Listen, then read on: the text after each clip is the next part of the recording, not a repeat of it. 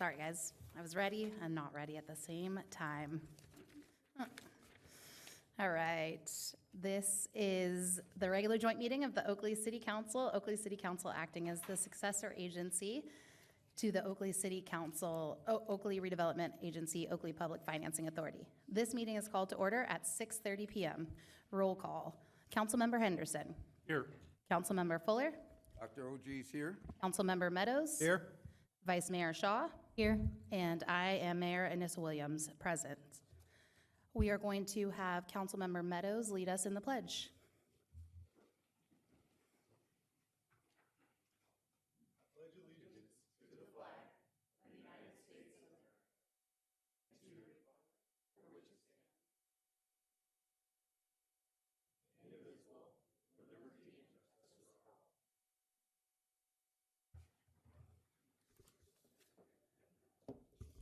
All right, next we will be issuing a proclamation recognizing August 31st, 2024 as International Overdose Awareness Day. Danielle Aubin, Parent Navigator for BAART programs, will be accepting. Just kidding, sorry, I just saw this. It's Mariella, correct?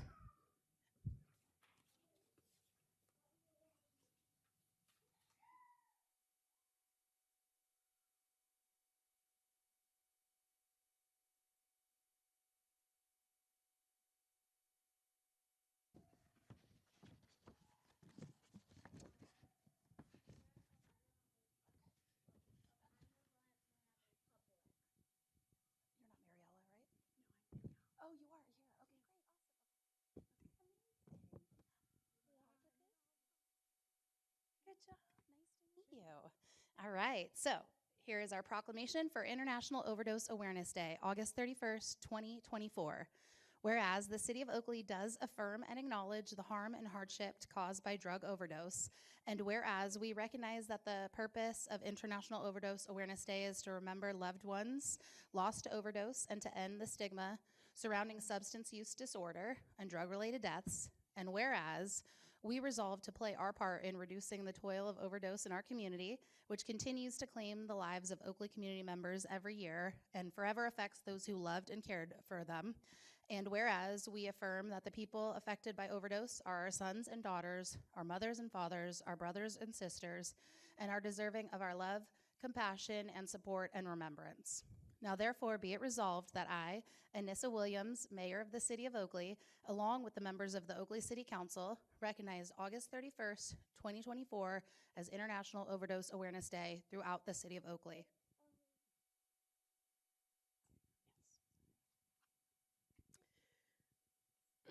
Hello, my name is Danielle Aubin. I am a patient navigator with BART programs. I am also a volunteer with the Contra Costa County Meds Coalition. And we'd like to thank the City Council today for recognizing the importance of International Overdose Awareness Day, which is held on August 31st.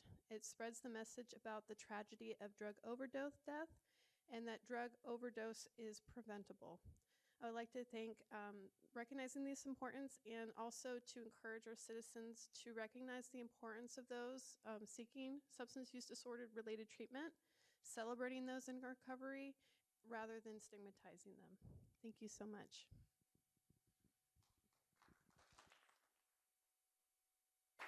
And as is our new custom, anybody who wants to join for the pictures, I'd love to have you.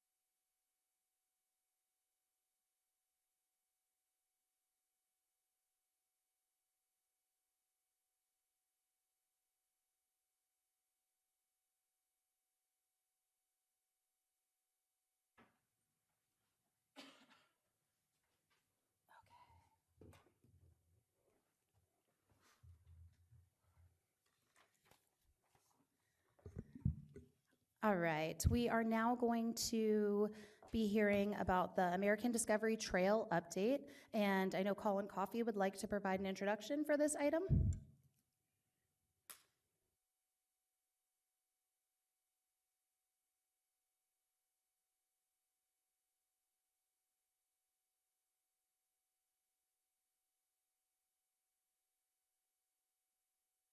And I wanted to, there we go.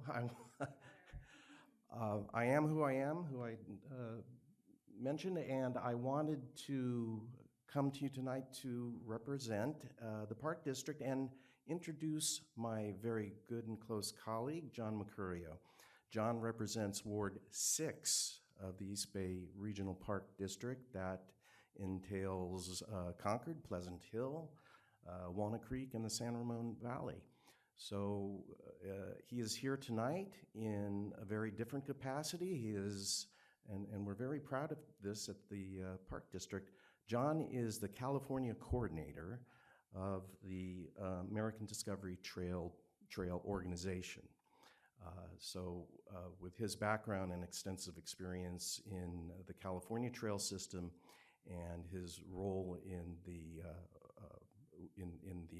organizational structure of the American Discovery Trail, he's here to give you an update and talk about the role of the American Discovery Trail in this corner of the United States.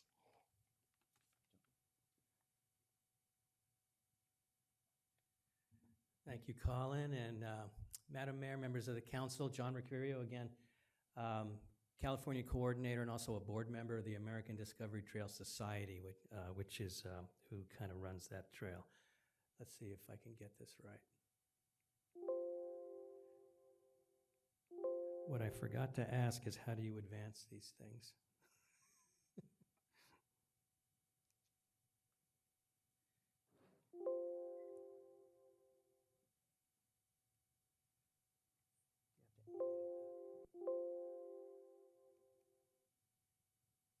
So you want more than just that slide? This one here? Okay. All right. So I appreciate having a few minutes here to talk with you and the folks in Oakley about something that they probably are not aware of in your town, and that is the American Discovery Trail. It is the first coast-to-coast non-motorized trail. It really exists. You can follow it all the way across the country. It's 6,800 miles long and goes through little towns, cities, wilderness areas, national parks, state parks, all the way across the country. The eastern end is in Delaware, and the western end is right down the road here in Point Reyes. Crosses right through the middle of the country. But when the trail was laid out, they couldn't decide whether to go north or south in the middle, so they made what we call the donut, and it goes north and south. So that accounts for why it's 6,800 miles long. If you were to follow one of those routes, it's about 4,400 miles, I think. So kind of zero in a little bit here on closer to us. This gives you an idea. The red line is the trail through California. Roughly 376 miles, of which 66 miles cross our county, Contra Costa County. It enters the state just north of Incline Village, crosses above Tahoe, comes down along Auburn, along the American River, into Sacramento, right through Old Town, across the Delta, and then, believe it or not, it crosses on the Antioch Bridge, which is legal. Although not really that desirable. We know it's a little bit dicey out there sometimes, but it's legal to cross on it. And then it enters the city of Oakley and through Contra Costa County, mostly on off-street trails, although in your town we do come on the sidewalk and on the roadsides. And then through a lot of East Bay Regional Park District land, Oakland and San Francisco streets, and then finishing up on more trails in Point Reyes on Limantor Beach. So up there on Tahoe, you get a different experience. And here you can see on that sign there, the triangle right below the big sign is what we use to mark the American Discovery Trail in most cases. So a little history. The idea goes back into the 1980s. In 1989, a team of hikers scouted all the way across the country and came up with a route. That route is basically superimposed on existing trails. We don't build trails. We look for the best routes, and so it changes from time to time as new trails come online. We get it off the roads and onto the trails or find a better trail. It's meant to be an experience that everybody can enjoy, whether you're walking or bicycling or riding a horse, pushing a stroller. It's something for everybody. That's what we strive for.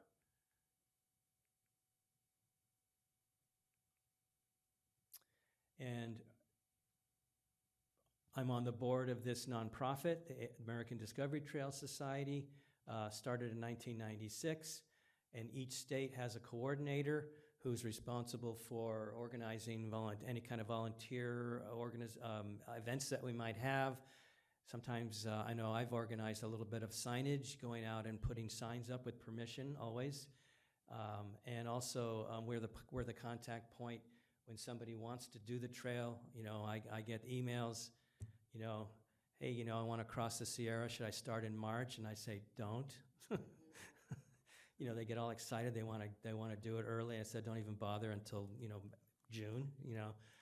So that kind of thing. It's fun. I get to, at least on emails, meet a lot of people. And like I said, it does exist. And it is sometimes on roads and sidewalks, but we're always looking to improve the alignment and make it a trail experience. And so one of the reasons I'm here is to make sure that the city and the citizens of Oakley know about this, and if there's any opportunities to improve the route, it would be great if we could work together and make that happen.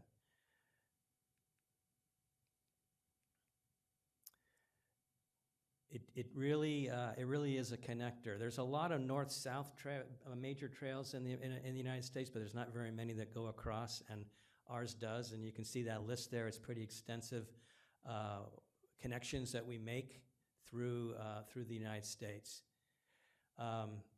That signpost there is now, I'm not sure which one it is, but it's on your roadside here. It's one of the 4 that we have in town here, and I put those posts together with the signs and the arrows, and I gave them to your former Public Works Director. He made sure that they were all put in. I was very, very appreciative of that willingness to do that and the cooperation. We don't get that cooperation as a rule. It takes a lot longer, but it happened very quickly, and I was very, very pleased.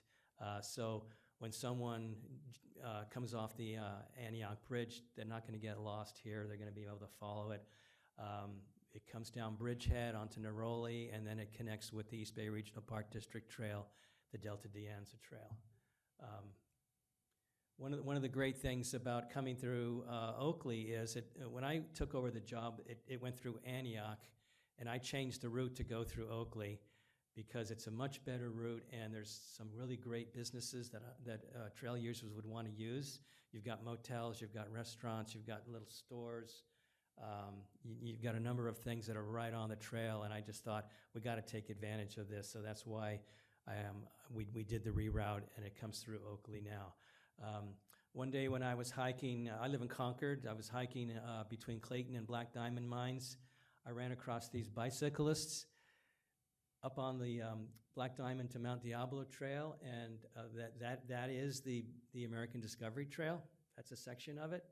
And they were riding from the East Bay to Sacramento. And I said, you know what, you're following the American Discovery Trail. They didn't know it, So I love using this picture because it gives you an example of the ways that the trail it's not necessarily, you don't have to start in Point Reyes and go to Delaware or vice versa.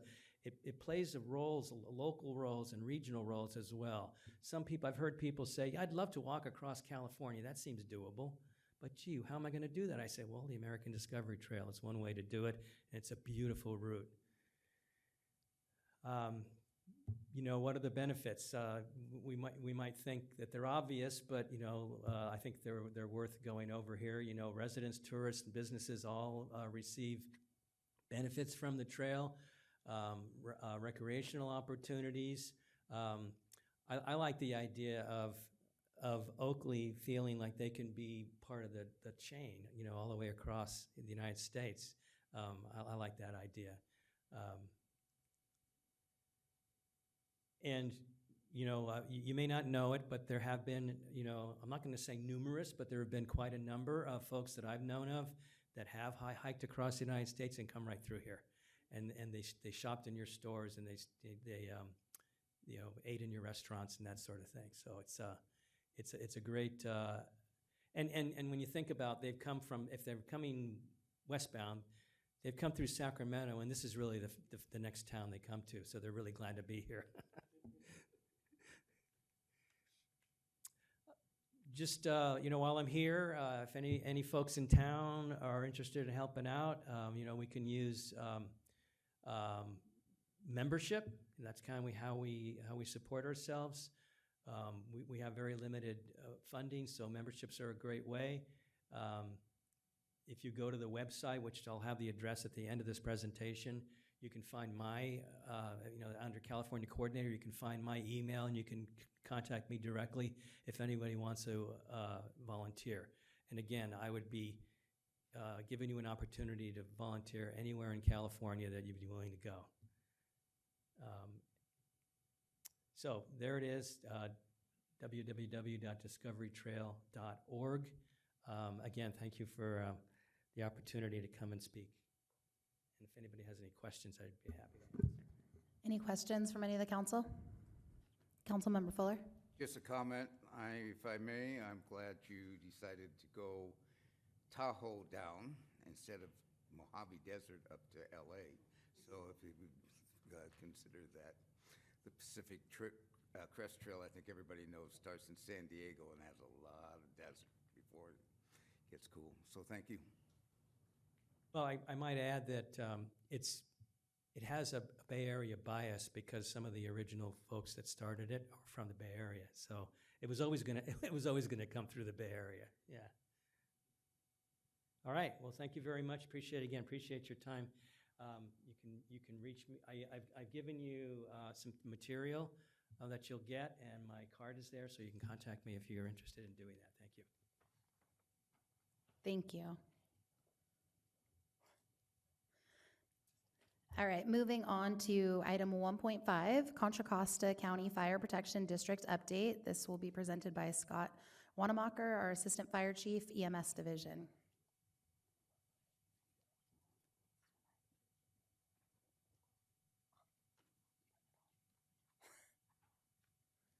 Good evening, Mayor, Vice Mayor, council members.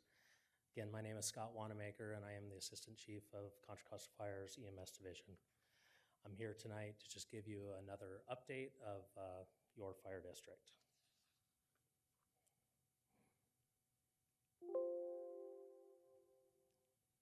It's at the top one. No, I saw them. The bottom one. This one. Thank you. Okay, the first slide just shows Contra Costa County and how big of a fire district we are. The fire stations listed, you can see them in red. Those are our fire stations. It's kind of hard to see, but there are other fire stations located within Contra Costa County that are other agencies. And then we did have some listed as future sites in Brentwood. So taking a quick look at our numbers, ConFire now has over 600 employees that include firefighters and civilian staff. The one thing this slide doesn't show is our alliance with AMR, and AMR has about the equivalent number of employees, about 600 employees. So you have about 1,200 firefighters and EMS personnel working throughout Contra Costa County. We have 35 strategically placed fire stations covering just over 553 square miles, so it's a large fire district. We have a large apparatus fleet, obviously, to staff engines and multiple apparatus at each of the 35 stations. We have a dedicated administrative building, training, fleet, communications, and wellness facilities. Those facilities are all located primarily in Concord. However, our wellness facility is in Pittsburgh. We are an all-hazard, full-service fire district. So an update for January to June of 2024, we did have 17 recruits graduate from the Fire Academy, 13 of which were Contra Costa County Fire recruits, and 4 were from Moraga Orinda. We did put into service 2 new fire trucks that went into Station 92 in Brentwood and Station 81 in Antioch. And if you know what a tiller truck is, those are the ones where Seinfeld was driving the back. You know, there's a steering wheel in the back, so they're pretty nice vehicles. We did also open the Byron Wildfire Training Center, and that houses part of our hand crew, and which some of, as you know, are up on the large fire up by Reading right now. The organization did participate in DEI training. We completed that organizational-wide. Oakley specific, 75 state fire marshal mandated inspections were completed, and 94 new construction applicants were reviewed and completed.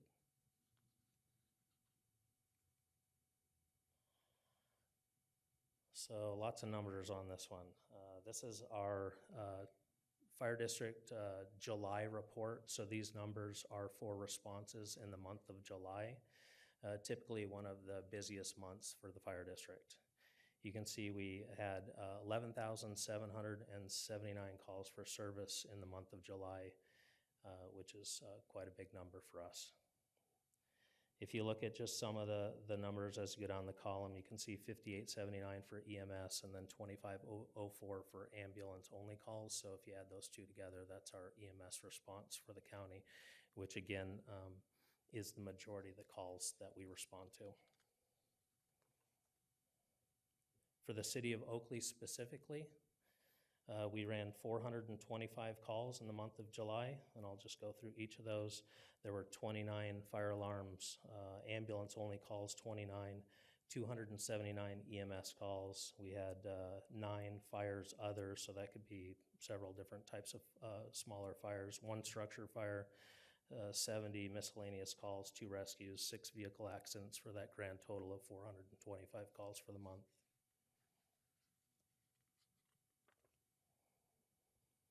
Again, specifically for ambulance-only calls, I don't know if I discussed this last time I was here, the difference between ALS and BLS. And there's some lower acuity calls where we don't need to send both an ambulance and a fire engine. And the difference between ALS and BLS is on an ALS ambulance, there's at least 1 paramedic, and on a BLS ambulance, there's 2 EMTs. So you can see our numbers, 2,504 calls that were ambulance only in the entire district for the month of July. 1,031 were ALS and 387 were BLS.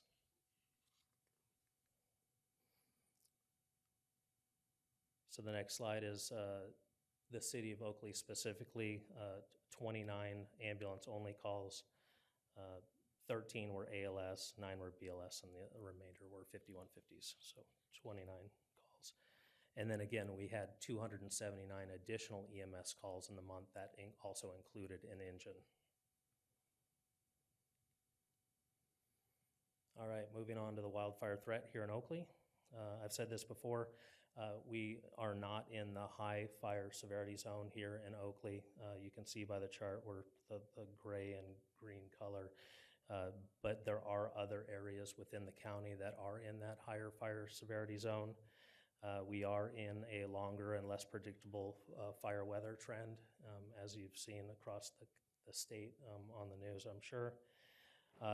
Again, this is reflected in the changes of the fire threat zone. That was changed by CAL FIRE, I believe that was about 6 to 8 months ago. Again, there are no areas in the county that are risk-free, and we are not immune to danger here in the county. So resources from Oakley do respond to all other areas that where they're needed. We do encourage people to sign up for the community warning system alerts, and you can sign up at the cwsalerts.com.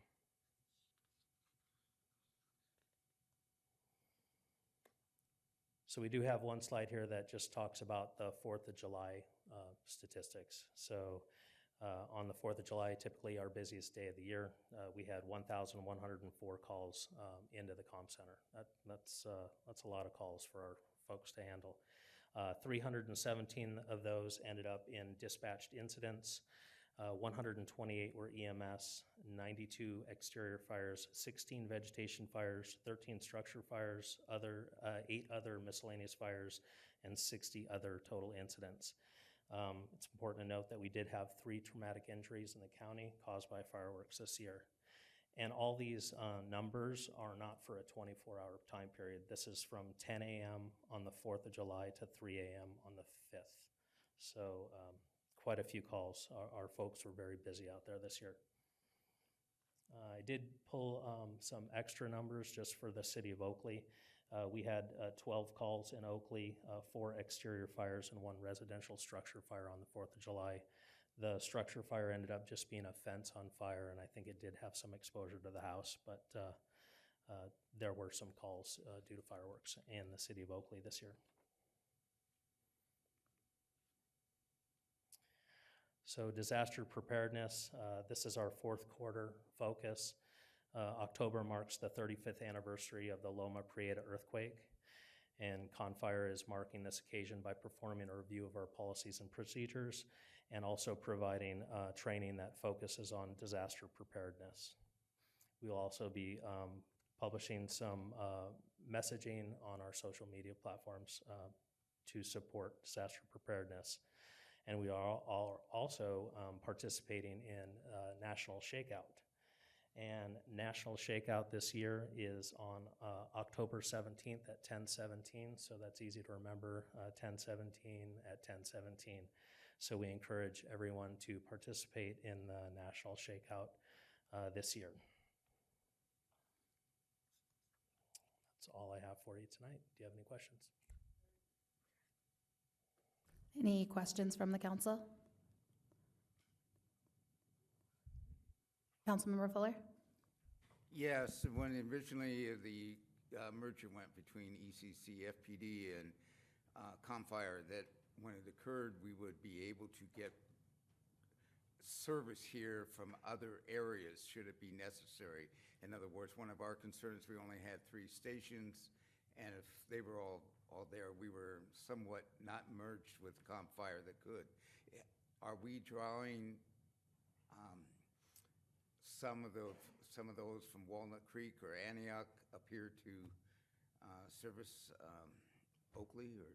Yeah, so I think I even discussed this last time. We actually had an engine that responded from Lafayette and was covering Oakley, and they responded to a call for service out here. And they were on a cover assignment because we were working a structure fire at the time. So we do have mutual aid and auto aid with other agencies as well. But anytime you have a fire district that's as big as ours, we do have a lot of resources immediately available, and we don't have to ask for them. They're in our response plan. And if there's a call in Oakley and we need more than 2 fire engines, they are coming from Brentwood and Antioch, and it's already pre-assigned. So yes, those resources are available and they are being utilized here in the city. Thank you. There was one other question that maybe we as a council can help reduce or goals, but I noticed we in Oakley have a large number of EMS calls. It seems like July, there's over 200, about 250 EMS calls. Is there any particular reason why Oakley has this large number? What I see as a large number. We're actually seeing an increase in call volume in EMS calls countywide, statewide, nationally. I mean, EMS in our country has changed. People access healthcare through the 911 system, and it has increased our call volume. We're seeing this both in the field as we respond to calls, but we're also seeing it at the hospitals as well. I don't know if you've ever been to the hospital recently. Waiting rooms are pretty full. Wait times are extended. So until we can change the way healthcare is run in this country, it seems to be a problem that we're faced with daily. Well, thank you for your efforts. Any other questions? I didn't see, and maybe I missed it, I was trying to furiously, I mean, I know the EMS calls have increased dramatically, but how are response times? I know when we were first talking about the merger, that was one of the concerns. Response times were very long, was the feedback we were getting. And so have we improved that? I mean, obviously the district got much larger, but have we seen any improvements there? We actually, when I talked last time, we did expand to a tiered response, and we have an additional BLS ambulances on the street. And initially, about a year ago, we had 54 ALS ambulances and 8 BLS ambulances in a 24-hour period.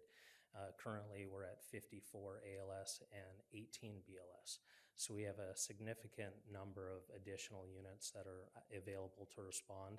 And we were struggling on compliance for a while. That was due to both staffing, hospital wait times where our ambulances are stuck waiting to offload patients at hospitals. And then COVID obviously had a spike in calls there for a while. So with the additional units that are on the street and other measures that we've taken in the way we staff our units, our compliance is above 90% currently, and we're doing very well. Councilmember Fuller? Yes, one other question. I don't want to get anybody in trouble on the department, but I noticed that often the EMS units take the shade at Creekside and wait for calls there. Is that because we can't provide housing, or Yeah, why? so our ambulances don't have stations like our firehouses. So the fire engines do have places where they go when they're not taking calls, where our ambulances are on a system status plan, and they're constantly moving throughout the county based on where the calls are occurring. So if we have a large number of calls that are occurring in Central County, units have to move towards Central County to cover. And so we have locations throughout the entire county. They're called posting locations, and they can be in parking lots and things like that. If you've been to Discovery Bay, you'll see an ambulance parked behind Safeway all the time. And that's just one of the posting locations that have been identified so that our ambulances can cover the area adequately during demand. Well, please extend my thanks. In this high temperature weather, I cannot believe it'd be comfortable even under a tree with the air conditioner going at 103 waiting. It's been hot, that's for sure. Thank you. Thank you so much. Right, thank you. All right, next we are going to item 1.6, Contra Costa Animal Services Update. This is being delivered by Director Ben Winkleblack.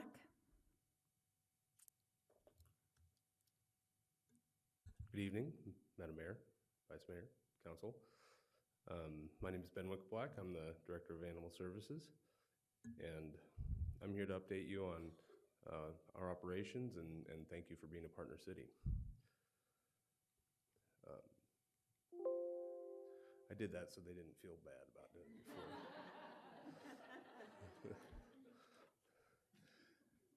We are full services for animal services. We offer field services, which some people call animal control. We call them animal services officers. They provide enforcement for municipal code violations. They also offer support to members of the community. The field has really changed in that way. Now we identify areas of need and try to fill that gap. We have officers all over the county all the time doing that. They also enforce vicious and dangerous animals, or investigate vicious and dangerous animals. We are first and foremost a public safety agency, and we want to be here for the community. We offer sheltering services, which includes full service veterinary operations. We bring in animals that are injured or sick, in need of help. We have the ability to help them. We have 24-hour care available for those that are in need. We also provide low-cost trap, neuter, and return services, which is a way that we help manage feral cats and create healthier communities with those. Um, the, the veterinary services also offer low-cost vaccines for members of the community, and we do a lot of outreach with partner organizations, and we take the lead on some of them to also address needs of the community. It's very expensive to seek veterinary care, and we want to make sure that we have a healthy community full of animals, and that's how we bring services to you. The administrative staff, well, you know what administrative staff does. They make sure that the lights stay on and that we have the supplies that we need to deliver the services that you all are looking for. And we have the community services. We offer adoptions. We house the animals that come from your community and search for their owners and try to reunite families. We have, 300 volunteers that are there regularly to enrich the lives of the animals while they're in their care and help prepare them for adoptions. In Oakley specifically, well, this is what I just went over. This goes into depth about the public safety aspect of what we do. Animal bite investigations. We quarantine animals that do bite. That is actually a mandate from the state. It's not a punishment. Contrary to popular belief, it's actually an observation period to ensure that they do not have rabies. We do investigate animal cruelty. We impound and shelter stray dogs and injured sick cats. We do animal noise enforcement. Barking dogs is something that we've all dealt with, and we do our best to manage that and reduce that. We pick up deceased animals, which is something that nobody likes to hear about, but also it's a very valuable service that we provide. I think if we stopped or slowed our services on that, you'd receive a lot of phone calls. So we do have 3 people that are out every day collecting deceased animals from roadways and within the city and county. We are dispatched 24 hours a day, although our services are during business hours from 8 a.m. to 9 p.m. Just make sure I didn't miss anything here. We do offer low-cost spay and neuter services to the community. Those are on a basis when we can provide those. We have to provide for the animals that are in our care first, but if we have resources that are available, we do open up slots. They do book up very fast. It's a very needed service. We do outreach adoption. We are located in Martinez, but the community is all over, and we try to bring adoptions to you. We doubled our outreach events from 22 to 23, and 24, we are on track to surpass that as well. It's something that we've had a great response to. The people enjoy it, and if you're looking for a pet, you should come adopt from us. We do our best to remove barriers to that. Adoptions are also free if you adopt an animal from us. The only thing that you have to pay if you're a county resident is the license. Specifically in Oakley, these are field activities. As you can see, we impounded 388 stray animals in Oakley. We investigated 329. Those are typically bites and sometimes noise violations. We picked up 175 deceased animals. We assisted the community 66 times, and we did miscellaneous services 62 times. That can be anything from, we get a call, someone is concerned about an animal. We go out and we find actually there might not be that much to be concerned about, but the optic is not good. We educate the animal owner, and sometimes we provide services. A particular case that happened last year, there was a call for someone was concerned about animal hoarding. Animal services officers responded. They found many dogs, 9 dogs, 6 chickens, and 2 ducks. The dogs were healthy, they weren't unlicensed, and they were not altered. They were not spayed neutered, so they were able to reproduce. The chickens were in good health, but they were not being housed adequately. The officers worked with the owners and a partner organization. We were able to spay and neuter all those animals, give them vaccines, which does pay off in the long run. It makes for healthier families, and microchip the 9 dogs. They provided resources, food, and and additional resources of how these folks can help themselves in the future. And they provided adequate housing for the dogs so that they're safely confined to the property and not running at large. This is the new trend in animal services. It's about supporting animals where they are and keeping them with their family. 15 years ago, this is not how the case would have been handled, but this is better for the animals and it's better for the people that own them. We help make them happier and healthier. One thing that we do need to talk about with everyone is fees. You know, we are very happy to have you as a partner city, and the fees, you know, pay for our services. There was agreement in place that was a per capita rate, 22-23. That increased in 23-24, and it was to convert to a hybrid formula in 24-25.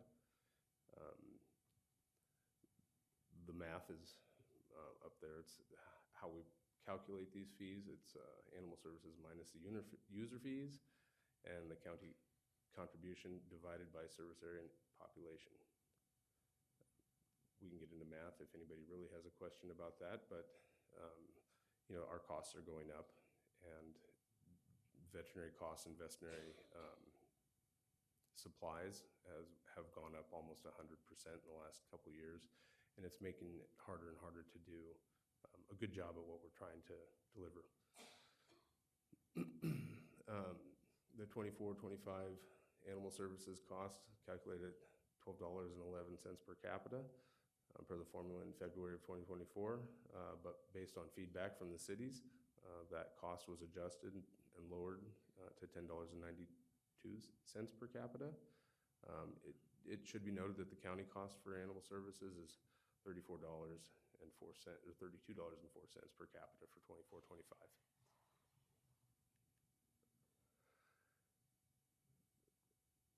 Well, to understand what you're getting out of your money, we've compared ourselves to national trends. A lot of the things that we're seeing is not happening just in Contra Costa County. National trend, animal intake is going up. That's across the board. National trend, 2% more animals entered the shelters in 2023 compared to the previous year. Contra Costa Animal Services, 11% more animals entered the shelter in 2023. The Bay Area is seeing a larger increase than the rest of the nation, and that's been happening for a few years. The national trend of dogs return to owners, which is families being reunited, you know, your community's families. It's 18%. We're very proud to say that we returned 31% of them to their owners. The national trend was a 5% increase in dog adoptions in 2023, and a 5% decrease when compared to pre-COVID numbers. Contra Costa Animal Services saw a 49% increase in dog adoptions in 23, and just a 2% decrease when compared to pre-COVID numbers. We're working very hard to increase adoptions because of the next statistic, the percentage of animals that are transferred to, these are 501c3 rescue groups, which is one of the outcomes that we have as an option. It fell over the last several years. It's been the lowest rate in 4 years at 12%, down from 16 in 2019. Our transfer rate decreased from 24% pre-COVID to 16% in 2023. So we are really working on getting animals adopted because we don't have the option of transfer in the same way that we used to. One challenge with that is that animals that are adopted from us stay longer.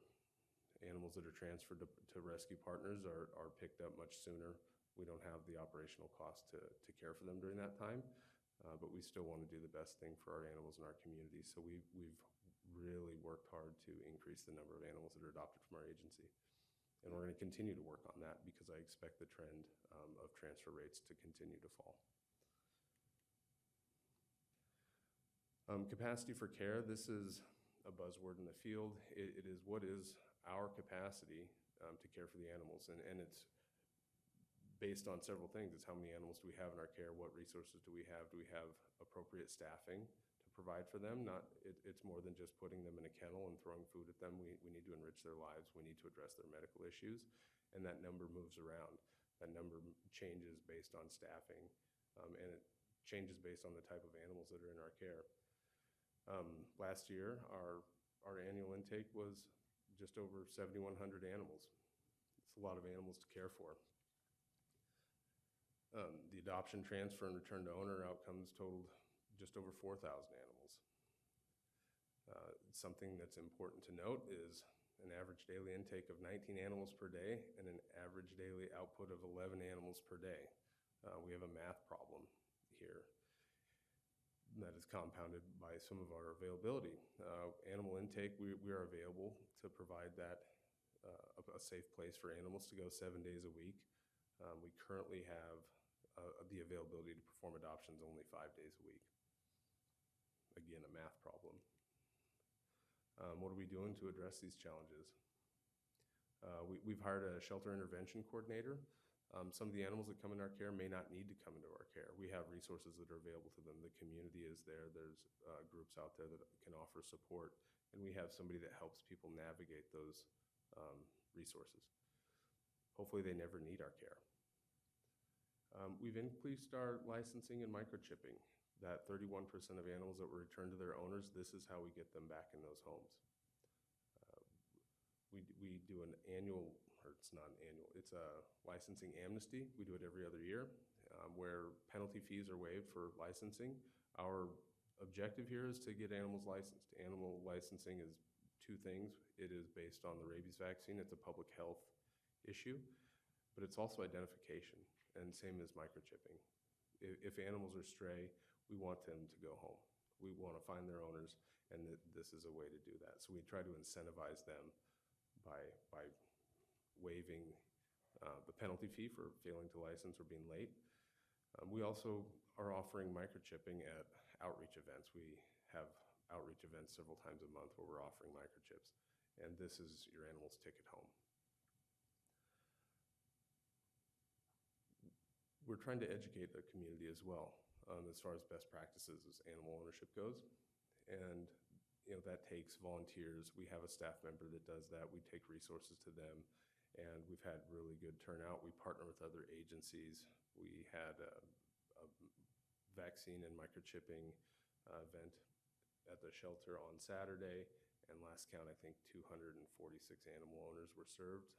The total number of animals, I don't have that count yet because many people had several animals, but they received vaccines and microchips and were educated about licensing. And we're going to launch a lost pet awareness campaign, because at 31%, that's great, but if my animal was lost, I'd want it to know how to get that animal back, and I don't know if the community knows. So we're going to work with our PIO, and we did find that targeted outreach through social media for our licensing campaign was very impactful, and we're going to focus on that.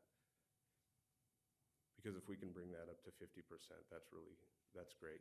The cost will go down. We don't have the operational cost of caring for them, but it's also animals that are returned to their families. Again, the mobile adoption events doubled 22 to 23, and we're on track to beat that again in 24. The Sunday adoptions, we were working with partners and volunteers, and we've increased that to 2 Sundays a month. We're going to train up more volunteers to help with that. We'd like to be 4 days a month. We've formed a partnership with Contra Costa Humane to manage foster animals, foster kittens specifically. Foster sounds like a great idea, but there's a lot of management involved with that. It's more than just handing them off for them to care for there in the home. We need skilled management of that. We can provide some parts, and we found a partner agency that could help with that. So it's increased our capacity. It's just one way that we've increased that capacity, and the partnership is going really well, so we look to expand that in the future.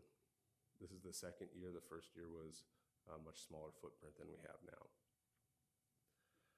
We have an enrichment coordinator, which enriches the lives of the animals in our care. This helps lead to adoptions. It decreases euthanasia, and it makes for healthier animals when they're adopted. If you just put an animal in a kennel, they will suffer emotional harm eventually. That's not how they're supposed to live. They're supposed to be part of a family. They're supposed to receive love and mental stimulation. And we have somebody, a professional on board, that is their job, is to work with that and empower the volunteers to do more. Our in-house surgeries increased 6% in 2023. Over 4,200 in-house surgeries performed. That's our veterinary team. Those are mostly spay and neuter surgeries.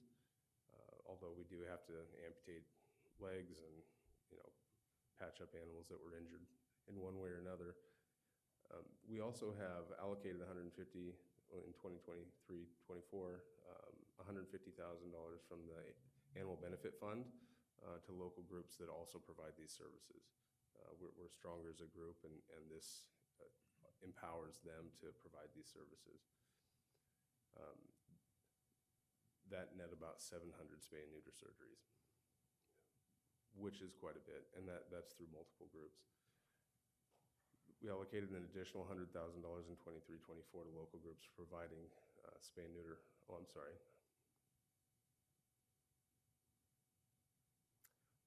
This is through a Cal Animals grant, not the Animal Benefit Fund, an additional $100,000, which equaled about 600 surgeries. In 2024, Measure X funding, that should be announced soon. That funding is over a 3-year period. The projected spay and neuter impact is over 3,000 animals over that 3-year period. That will help. That'll help decrease the animals, the unwanted animals that are born that come into the shelter, and it also provides services for your community. Next steps, we've been working on a strategic plan. We have a draft in place. We will hopefully launch that. This looks back at our issues historically, what's driving intake. It gives us a roadmap to address these issues. We're gonna target our resources on the zip codes, to close some of these gaps. We're going to continue to explore methods to increase on-site spay and neuter opportunities through partnerships. And we're going to continue to meet with our city partners so you can offer feedback and tell us what you're seeing here in Oakley.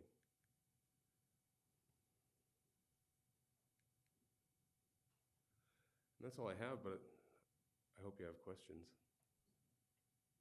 Any questions? Councilmember Fuller?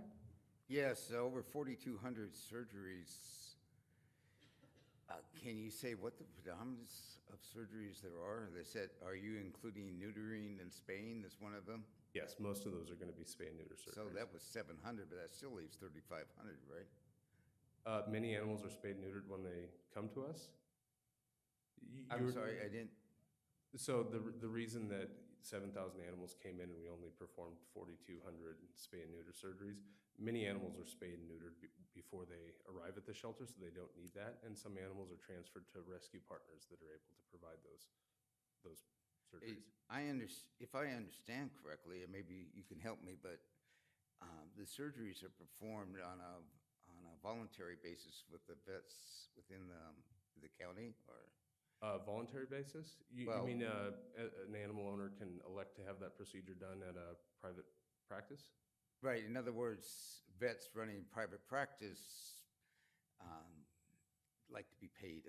I know like to be paid a certain amount for surgeries, but they also volunteer their time at the Humane Society if they could on occasion. We have contract veterinarians performing the surgeries. I don't believe that we've had any interest in voluntary services being provided. The veterinary hospitals are booked up. If I tried to make an appointment for a procedure for my pet, it would be weeks in advance, and I don't think they have the additional time to volunteer. All right, thank you. Mm-hmm. Any other questions? So you alluded a little bit to some, troubles in the past or whatever. Have you guys reestablished? I know that there were several rescue organizations that were no longer helping to do transfers. They were picking other shelters. Has some of that been mended? Yes. Okay. I've been in the field for a long time and in the Bay Area, so I know some of the other folks that are in this game, And we've so far met with 2 of very large facilities that have capacity and rebuilt that relationship and figured out what the barriers were to that. And we're continuing to meet. Another agency has actually contacted us, I learned today, and our transfer partner is going to meet with them to find out what we need to do. We need to be a good partner. We call them partners, but we need to make sure that we are also being a good partner. That's really good to hear. And are you guys going to step up? I mean, I don't like to compare agencies, but Antioch really does a great job of their social media. Like, they get people really hyped up. I don't think they have the capacity in as many animals as you guys do, but I would just suggest that somebody on the social media team kind of has some of that playful stuff that Antioch has, maybe, to get some additional interest. We do have somebody new that is doing our social media. We've just talked about making it more fun. But we've also used it as a platform for education. We recently did a video educating the public about what FIV is, which is a disease that impacts cats, and it causes symptoms similar to HIV, but there's some stigma around it and also some legacy thinking towards it, and we're trying to debunk those myths. So we are trying to engage with social media more. Awesome. Good to hear. Thanks. Anything else? I think you might be done. Okay. Thank you for your time. Thank you. All right, we are now moving on to item 2, public comments. At this time, public comments will be heard for items not on the agenda. I have public speaker cards submitted. If you wish to submit a public comment, please complete a blue speaker card located in the lobby and submit it to the city clerk. The time limit to speak is 3 minutes. The time limit is monitored by the timer located in front of my seat. When 1 minute remains on the timer, it will beep once as a reminder to complete comments before your time expires. Please refrain from any applause, cheering, booing, or other outbursts so that everyone may have an opportunity to be heard. Note that due to provisions of state law, the council may not engage in dialogue regarding comments. Staff can be directed to respond to persons making public comments. All right, my first comment is from Silray Garcia.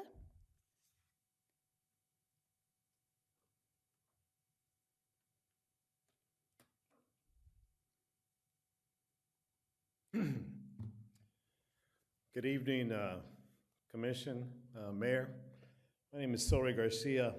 I'm a field representative for the Northern California Carpenters that represent about 37 members approximately between Bakersfield and the Oregon border. Today, I would like to draw your attention to our 4 core values, which is apprenticeship, fair living wages, healthcare, and local hire. I'll address them with my personal story. Back in 1998, my wife and I decided to start a family, but the $10 an hour job that I had at the time with no benefits just was not going to suffice. So at that time, that's when I changed careers and joined the Carpenters Union. I got into an apprenticeship program that gave me some highly skilled training, and I got a fair living wage, a whole $12 an hour. But today it's a whole lot more than that. It took a few years, but we got there. But the whole thing about it was, as I was earning these wages, my wife and I got pregnant. And the health care benefits that I didn't have before, I had now. And so the pregnancies were all covered. In fact, kids get sick, everything was covered.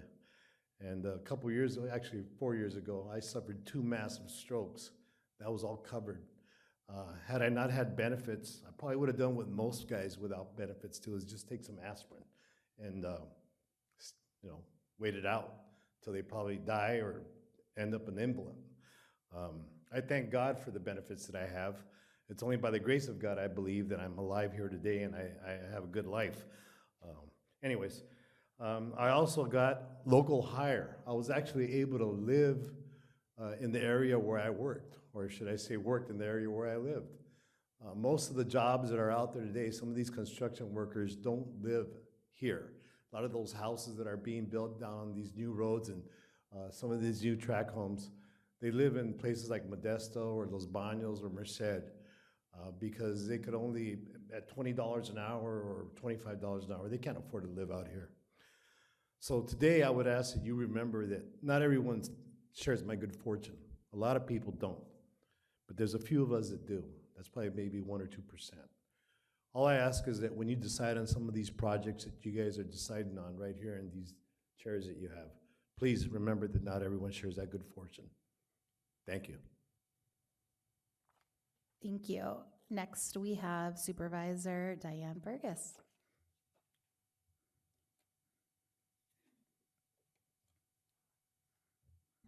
Good evening, Madam Mayor and council members, staff, and community.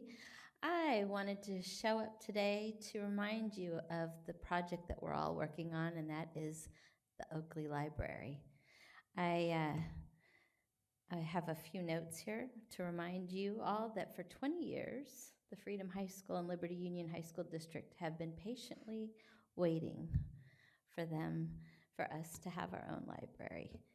And we all know how important libraries are and community centers, both for literacy rate and learning and property values. And late last year, you all made an agreement to build a library, but to wait a little bit longer to see if we could raise some money. And we were able to come up with a plan that leverages property that I was able to provide from the county.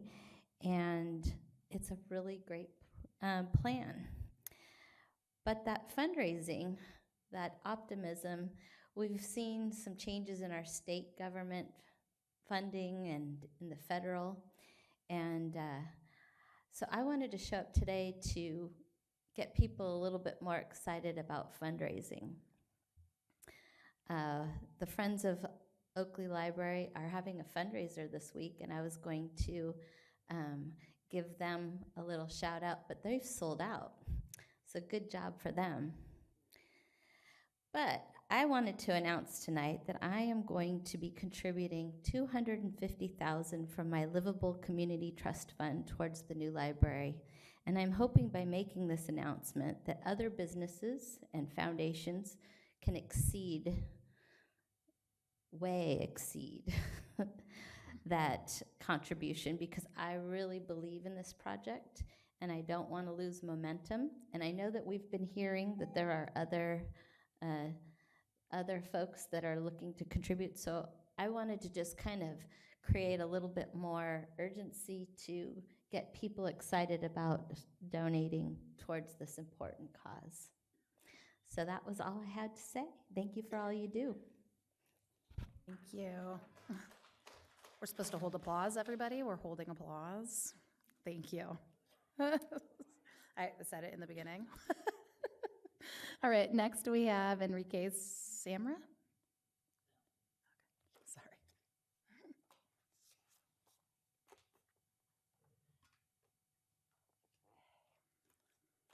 I was here last week, and I just want to piggyback on what I was talking about last week. Start from the end that I came from Richmond. I thought it was my wife thought it was a safer community, safer city. I didn't like it, but it was for my family. So I was driving 5 hours a day round trip. I work for the city and county of San Francisco. I'm a CPS worker. So we're talking about a fence, and it sounds like Allen Iverson, we're talking about practice, but it's more than the fence. It's something, when I purchased the house, when it was gravel and dirt, I purchased the house. The builder built that fence for safety, for people not to be on my yard or trespassing on my property. I believe there was a mistake made by a gentleman, and his macho demeanor is saying that, Enrique, that's not your fence. I came in, I went berserk to get a point across. Within 2 hours, I had city employees at my residence moving the sprinkler system away from where the fence was that I talked about 15 years ago. I seen it develop. I knew what was gonna happen, and it happened. So they moved the sprinkler system away from my property, but they didn't turn the sprinkler system away from my property. It's still going on my property. Then they say, okay, we see people trespassing, we'll put some bushes. So they put some bushes. that the sprinkler system comes on 3 times a day. They have a gentleman from you guys' not from the city, but the other contractors that come out and clean. They're out there twice a day watering the bushes so they don't die. And to me, it's unacceptable. Like, you stole something that I purchased. Basically, y'all stole something. And the mistake that was made, we all make mistakes, but we learn and we correct them. You guys don't want to correct it, so I don't know what's going to happen moving forward. And my wife and kids do not feel safe. People are coming onto my property. George has a dog. My dog's constantly barking, blah, blah, blah, blah, blah, just barking. Before all that, my dog was smooth. My wife wasn't tripping. She wasn't looking out the window. And those bushes do nothing. That's an easy fix for you guys, but you guys stole something that belonged to me. And that's the bottom line, and that's where I'm at. Thank you. Thank you. All right, we are now moving on to item 3, council member comments. Councilmember Fuller? Yes, I appreciate Diane Burgess, Supervisor Burgess's input, 3-minute input. I would like to ask, we have 2 committees. We have the subcommittee for the senior center and the subcommittee for the library, and we have council members on there. If they would give me an indication or tell me what's going on specifically. I'm just asking as a fellow council member if they could provide some details of what goes on in those meetings or what you may be working on.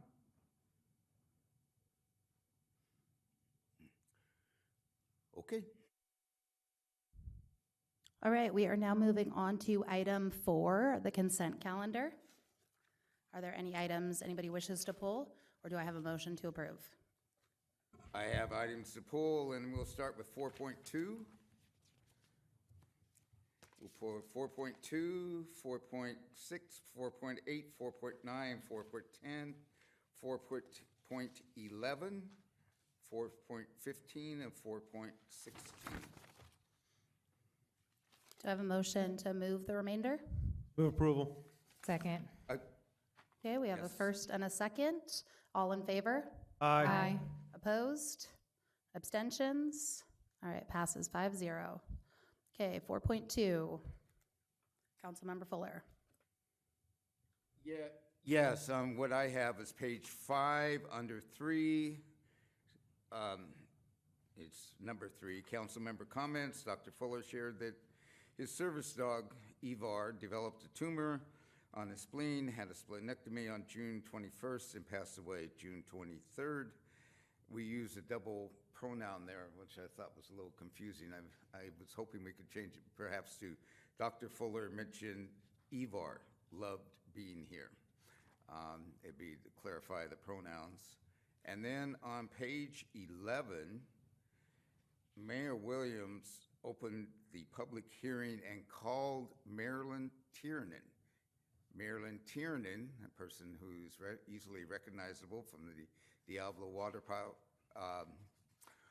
Water District Board, came up to the microphone, and I think it's important because it says was not identified, but actually Mary Williams called the name off of the blue card.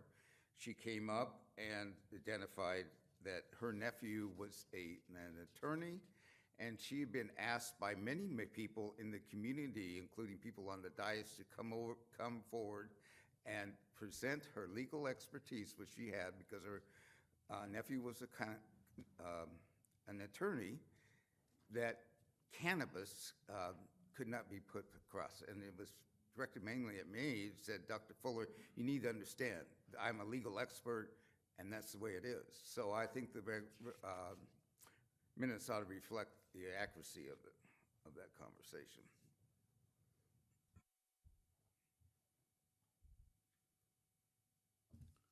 Any comments, or do I have a motion to approve as written? I move approval of item 4.2. Second. That's with modifications, right? Amendments? No, the motion I believe was as written. Then I withdraw my second. Okay, we have a first Second. and a second. All in favor? Aye. Aye. Opposed? No. Abstentions? All right, passes 4-1. Item 4.6.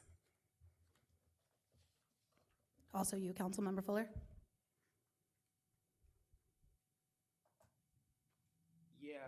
Yes, if I could. I was looking at, read the ordinance. I didn't see any mention in the ordinance about affordable housing. I did see the plans that were approved or mentioned in there that would be included. And I just want to make sure those plans include units of affordable housing. So the ordinance would cover affordable housing. The ordinance doesn't need to reflect the affordable housing because the purchase and sale agreement that we signed with KB reflected their commitment to deliver to the city the 17 affordable lots. With that, I will move item 4.6. Okay, we have a first on 4.6. Do I have a second? Second. Oh, okay, fighting. We have a first and a Councilmember- second. Okay. I guess he's passing it to you. All right, first and a second. All in favor? Aye. Opposed? Abstentions? All right, item passes 5-0. 4.8, I need to recuse myself. I won't be gone long, I hope. I move approval of 4.8. Second. Okay, all in favor? Aye. Aye. Abstentions? All right, so that item passes 4 to 1 abstention. Thank you. Item 4.9, also you? Yes, I can handle 4. Yes, I can combine if it's convenient 4.9 and 4.10 and make my comments brief, but if it's permissible to combine those two, maybe Mr. Cole or somebody can help me with that. You're combining your comments to two different items that you've pulled? Yeah, 4.9, 4.10. That would be acceptable if it's relevant or if they're connected, and then we would just need to make clear when we take action on those two items that we are either taking action separately or that we are voting on both of them at the same time so that our city clerk can properly record the action. Okay, well, it involves on-call contracting for services in the city, and I have repeatedly said that I'm not happy with the way that we do that, and consequently, I'm going to say that I will vote no, and I'm going to ask again that the city meet and confer with city employees regarding these contracts and get their input and see if they can fulfill it or find a way to do it before we send it out to contract. So I will vote no. Move approval of 4.9 and 4.10. Second. All right, we have a first and a second. All in favor? Aye. Opposed? No. Abstentions? All right, passes 4-1. All right, 4.11. Yes, I like what's going on over at Laurel and O'Hara on the northeast corner, but I was wondering why we have to divide the parcel up. What's going on to the parcel? Right now, Safeway owns the property. Regency Centers is in contract to purchase the property and develop the Safeway Shopping Center. This is a condition of the closing, so after this item is hopefully approved, later this week they will close on that property and start construction later this month. Then I will move 4.11, approval. Okay, we have a first. Second. All right, and a second. All in favor? Aye. Opposed? Abstentions? All right, item 4.15. Well, again, all right, 4.15,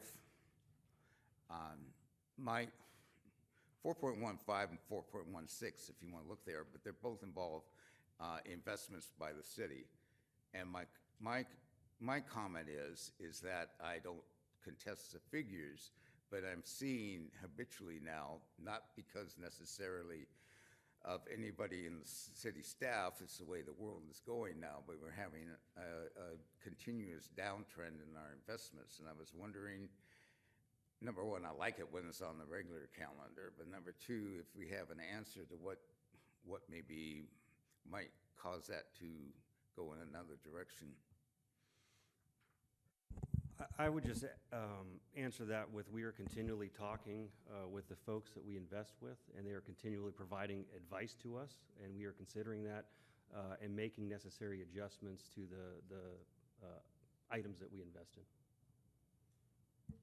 All right, well, I will move both 4.15 and 4.16, if I may do that. Okay, we have a first Second. and a second. All in favor? Aye. Opposed? Abstentions? All right, the item passes 5-0. All right, we have no public hearings for the evening, so we will move on to our regular calendar. First, we will have an appeal of hearing officer's decision regarding 404 Malakote Avenue. That will be presented by Kim Snodgrass, our deputy city clerk. Yes, good evening, Mayor and members of the City Council. Before I present the report, I just want to confirm that the appellant is present this evening. Is there anybody here for 404 Malakote Avenue? Okay, thank you. So the appeal was brought forth by the property owner to appeal the administrative hearing officer's decision. As you likely read in the staff report, the Department of Cannabis Control provided a list of residences suspected of operating illicit cannabis grow operations, which included 404 Malakote Avenue, which is owned by the appellant. Evidence of a grow house was observed during surveillance conducted at the property by Oakley PD between October and December of 2023. A search warrant was obtained for PG&E records, which revealed extremely high energy usage consistent with large-scale cannabis cultivation. The email address used for the PG&E account was identical to the appellant's and was also the same email address used in communications with our code enforcement staff. The investigation found 2 vehicles at the property, one which was registered to CHI Construction, and the website for CHI Construction shows the appellant as one of the contact persons for the company. In December of 2023, Oakley PD executed a search warrant and counted a total of 1,075 marijuana plants at the property. Since the municipal code allows for up to 6 indoor plants, the appellant was cited for 1,069 plants. On that same day, the property was red tagged due to unsafe electrical, building code violations, and mold related to the marijuana cultivation. On December 19th, 2023, 2 administrative citations were issued, one for building code violations and one for cultivation of marijuana. Only the citation for the cultivation of marijuana is being appealed. However, we've included the citation for the building code violations as these violations contributed to the home being red tagged. On January 12, 2024, a request for appeal of the administrative citation was received timely from the appellant. Staff determined the citation was issued in accordance with the Oakley Municipal Code, and a hearing would be scheduled upon deposit of the fine or approval of a hardship waiver. On January 30th of 2024, a hardship waiver was received and a hearing was held on April 16th of 2024. On May 15th of 2024, a request for appeal to the City Council of the hearing officer's decision was received timely. The matter is now before you for consideration. Staff recommends you review the written record and any oral argument and affirm or deny the hearing officer's decision. That concludes the staff report, and we're available for any questions. Any questions from any member of the City Council? Councilmember Fuller. Yes, can we have a succinct statement of what we are deciding? In reading through there's a number of issues that appears, and what exactly are we deciding in the succinct form?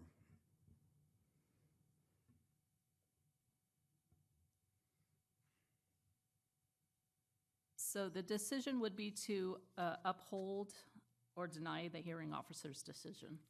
And the hearing officer's decision was? The hearing officer's decision was to uphold the fine. And uphold the fine because? Of what violation? The violation. Councilmember Fuller, the violation is of Oakley Municipal Code Section 9.1.1230, which prohibits the unlawful cultivation of marijuana in a single-family home. So as Ms. Snodgrass indicated, there was about, I believe, 1,069 plants beyond the 6-plant limit. So state law mandates that cities recognize up to 6 indoor plants at all times. When that law was enacted by initiative, I believe in 2016, we adopted an ordinance that respected the right of individuals to grow 6 plants, but that's all you can grow indoors. And our ordinance is very clear about that. The law has been very clear about that. So in this situation, we had a massive grow house growing, again, 1,000+ plants.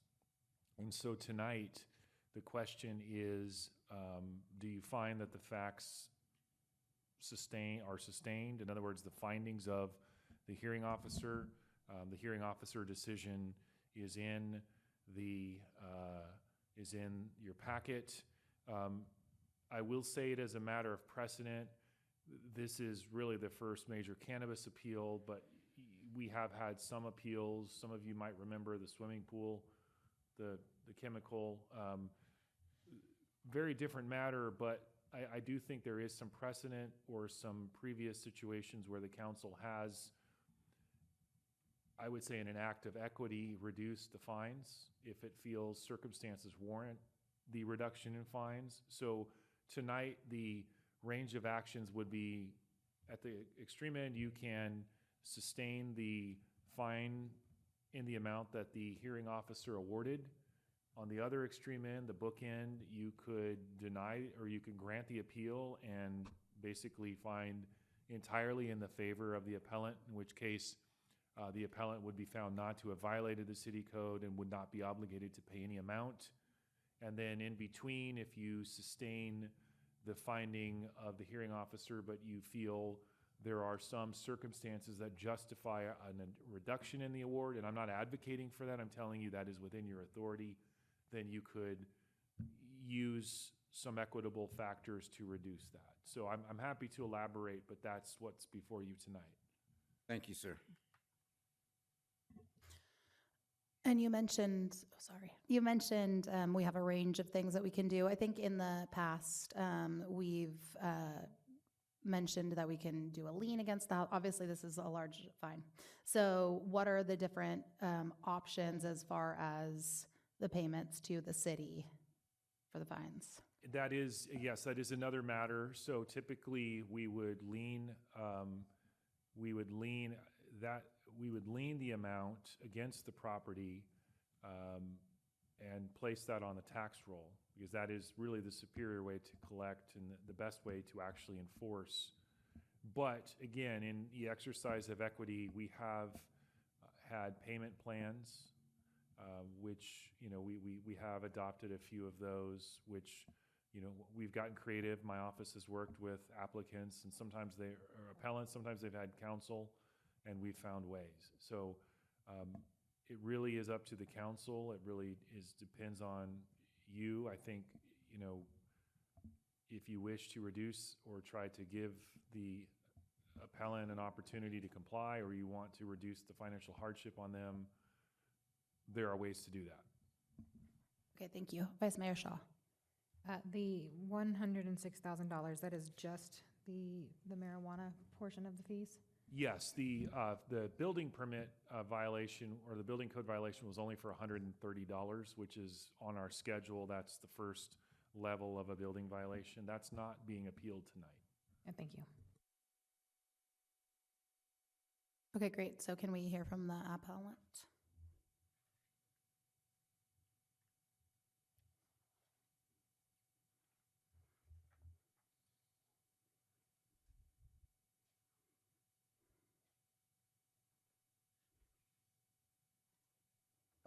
Good evening, Mayor and Council member. I'm the owner of 404 Malico. So I'm kindly to request a reassessment, like reduce the fine or a structural payment plan would provide for some relief and manage my financial hardship. Enable me to manage my financial hardship, my financial responsibility without overwhelming distress. I mean, I will pay fine, but I'm looking for like a reduction and a payment plan because now the house is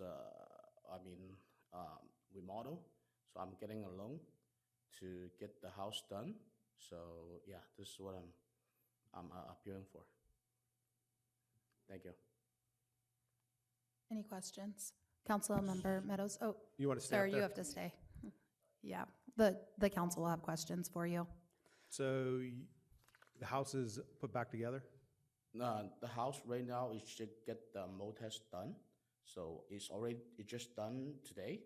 And then the next step is to get the permit to get the house, back together. So you asked for us to potentially lower your Fine. fines Yeah. or a payment plan. And a payment But plan, you want to tell us why you think we should? yeah.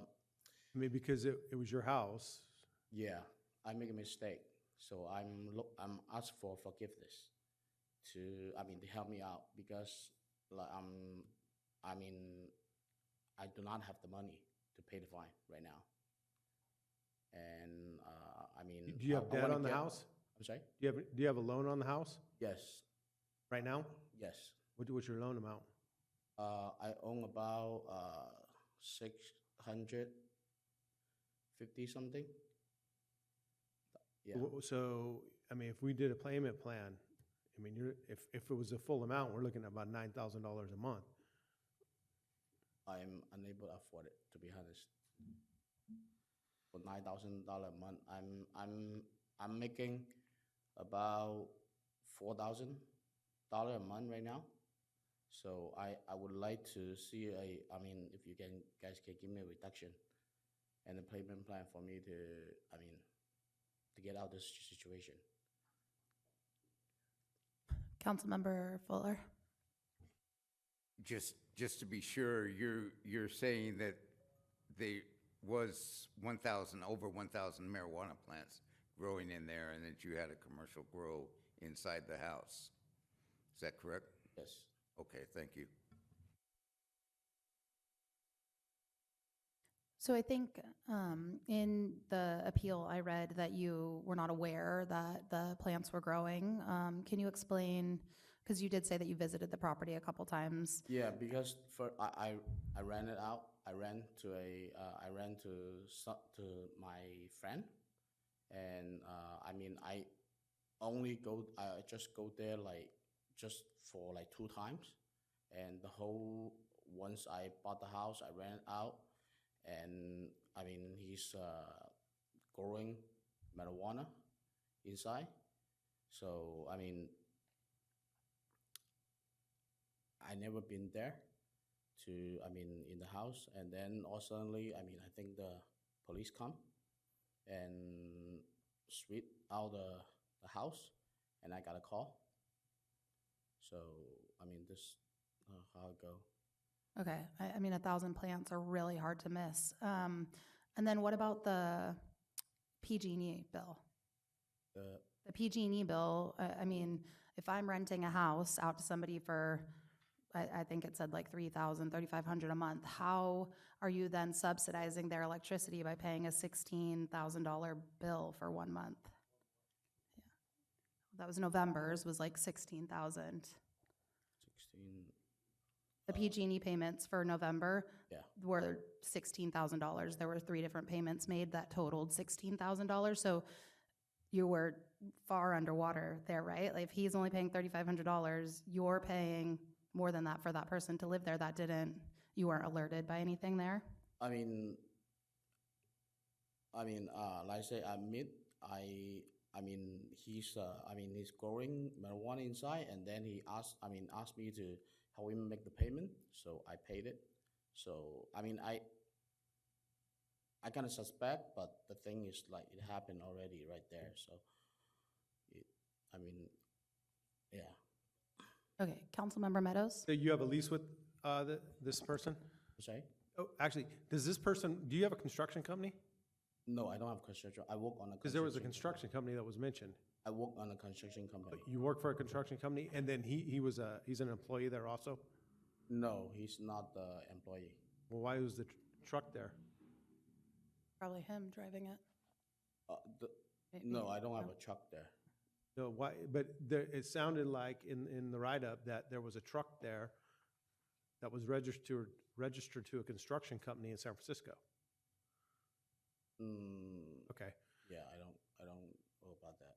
Okay, so you had a lease with your tenant, right? Sorry? You have a written lease with the tenant? Yeah, I have a written So lease. if we find you 6,700 or whatever it is, I would assume per your lease, you could pass it on to your tenant. He's gone. My tenant. Did you get an application on him?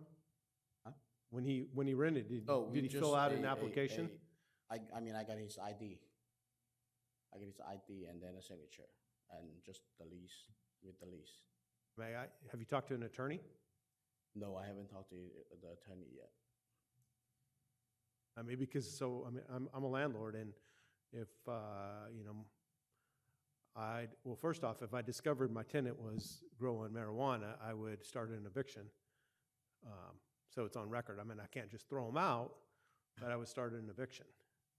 And then, my lease says that the tenant's responsible for any, illegal activity. So if I get hit with a fine of, $106,700, I'm going after that tenant. I mean, that's the next thing I would do, to look to find an attorney to see how's that go. I would talk to an attorney how you can go about collecting on them. That's all for now. Ms. Mayor Shaw? I was on the same kind of thought process. I was actually looking through the lease, and you do have in there that you can charge the tenant any fees, out-of-pocket costs that are related to or if that person breached the lease. So I was going to go the same place. But one moment you said you had made a mistake, that you knew that there were illegal plants there, and then a second statement just a couple minutes ago you said you didn't know. Then you got the bill for $16,000 in the month of November, and you said you suspected. Yeah.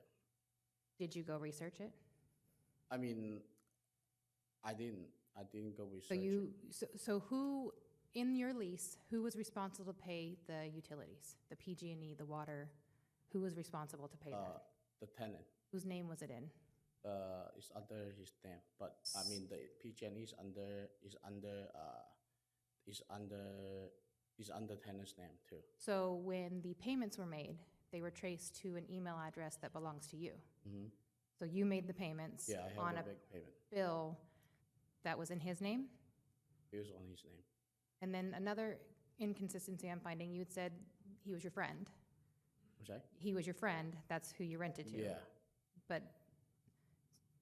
And he's now up and gone. I mean, if you're friends, usually you know kind of where to find them, or I know how to find family. him, but the thing is, like, for that amount of money, I know he's not able to pay. Did you go after him for the $16,000 PG&E bill? Did you ask him for that? I asked him. So once you suspected that he was growing cannabis, did you financially gain from his illegal grow in your home? No, I did not financial gain. I did not make money off his marijuana grow. Did he pay you back the $16,000 for the PG&E bill? No. And how long after that, which was November 2023, did he leave high and dry and disappear? He just leave after, got raid. After the raid? Yeah. Thank you. Councilmember Henderson? So just for clarification on this PG&E bill, the PG&E bill came to you, and then you and your tenant agreed to pay it. Did you help pay the PG&E bill? Yeah, I helped pay the PG&E bill. And were you getting financial gain out of, how were you getting paid back for the PG&E bill? Was that after the cannabis was grown and sold? I don't know, but I don't know, if I mean, I don't know how he gonna pay me, but but the thing is, he gonna pay me like not at once. He try to like a pay me like I mean every month. How many PG&E bills did you pay for that were at this high rate? I forget how many, probably maybe 2 or 3. 3? I forgot. So for 3 months in a row, you paid a PG&E bill that was probably 10 or 15 times what the normal rate should be Yeah. for that house. Yeah. And you weren't getting any financial gain out of this at all. No, I did not make money from that. What is your plan to do with the house after you get it back up to code? I'm sorry, one more time? Once you get your building permit, what is your plan to do with the house in the future? I mean, I'm gonna rent it out after I get it fixed. Right now, like I'm on a step, finish up the mold remediation, and then next step is to get the house back together. And I try to rent the house out. If the council was to decide to allow you to make payments, how long of a payment program are you asking the council to make? I mean, how long? You mean how long I can pay? How long do you think it would take you to pay the $100,000 back to the city that you owe us?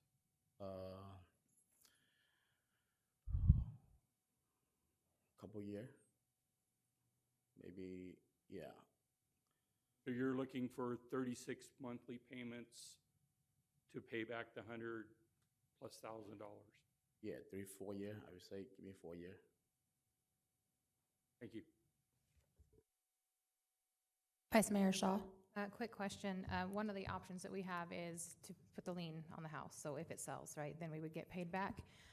The loan that you're getting to fix the house, is that using that home? No, as I so, can't. so okay, thank you. Yeah. Were you trying to ask about equity?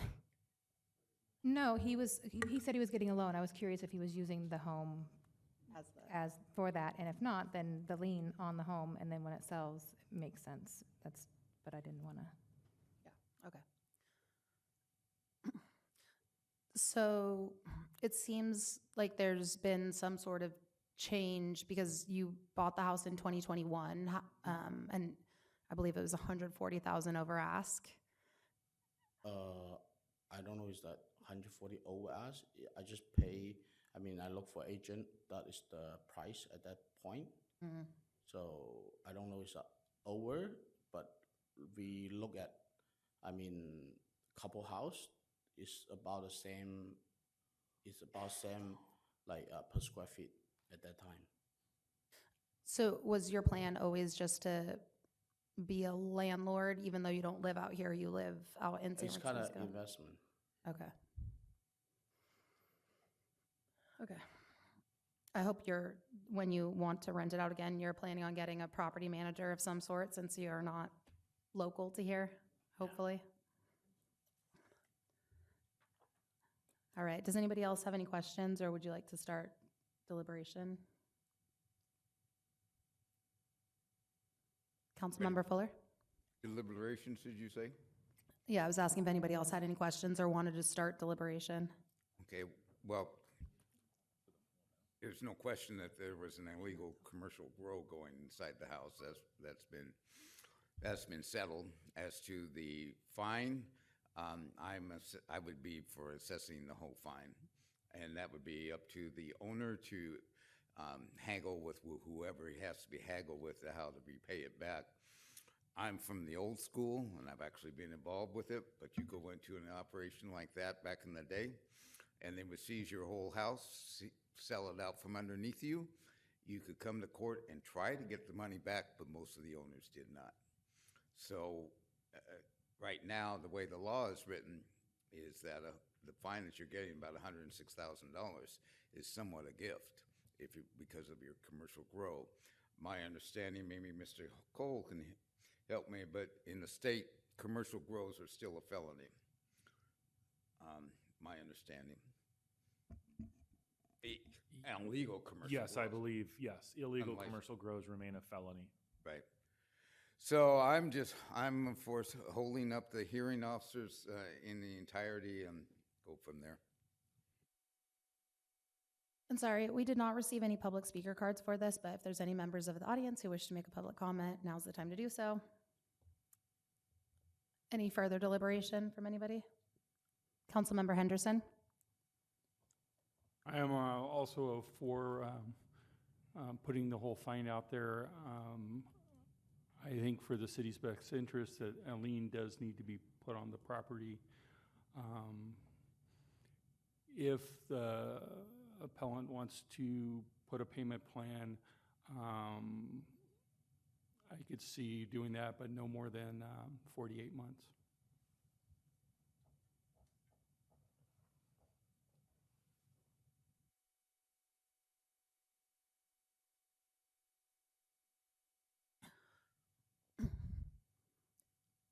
So if it's divided, sorry, my brain's not working. If it was, 2208, okay, perfect, okay, good. I was like, did I enter that correctly? Because you said something about 9,000 earlier, and I was like, what the? 12 months. Oh, 12 months, that makes more sense. I think 48 months is very, very, very generous. And I assume we can't put interest on there.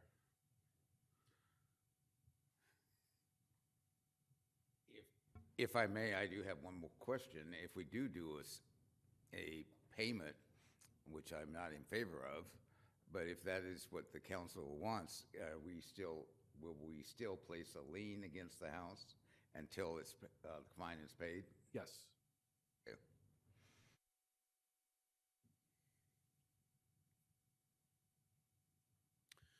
So if we're having to collect payments, can we place some kind of administrative fee on that for us having to collect the payment? I believe we can cover our costs, yes. What's the alternative? If we don't do a payment plan, I guess we could demand outright payment, right? Or we do a lien against the sale of the house, which sounds like the sale is not imminent right now. So You could also file a civil lawsuit, a collections lawsuit. And so you would go to court, you'd have to get a judgment based off of the administrative action and the finality.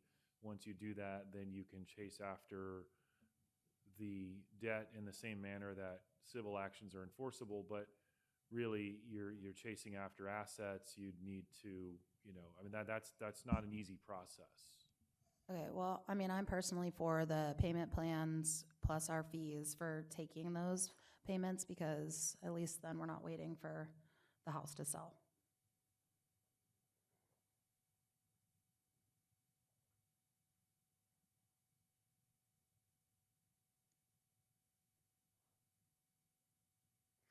Vice Mayor Shaw.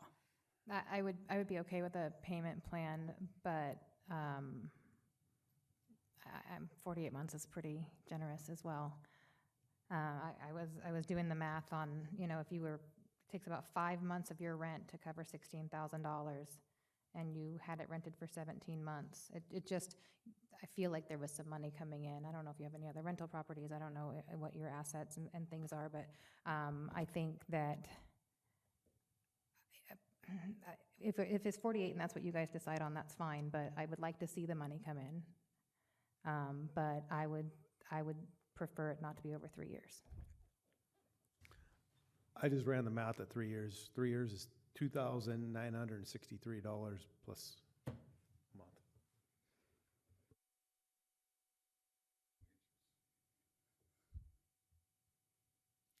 Yeah, I'd be open to the 3 years then. Originally the appellant said 3 years, so.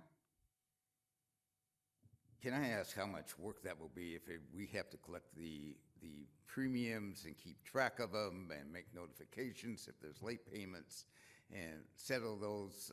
How much is that going to take out of our administrative costs if we, over through a 3-year period, to exercise this program?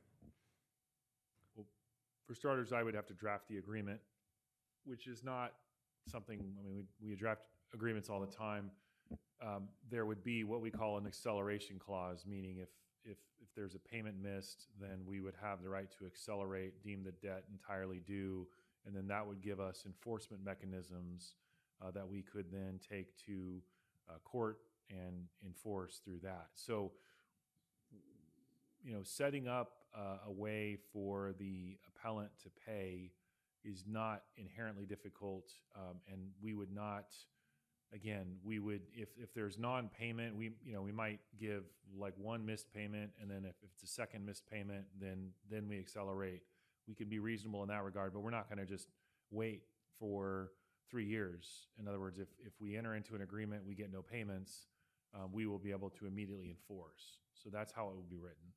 Well, I would also add that if the council so chooses to add in a requirement that the agreement be signed within 30 days of any decision made, because we've seen cases where the appellants choose not to sign the agreement, and it creates issues down the road. So I would just ask that, some reasonable amount of time be given. Say the first part again. Some reasonable amount of time be given, like 30 days after the approval, if that is where the council is headed, that the appellant and the city sign the agreement that the city attorney was just mentioning.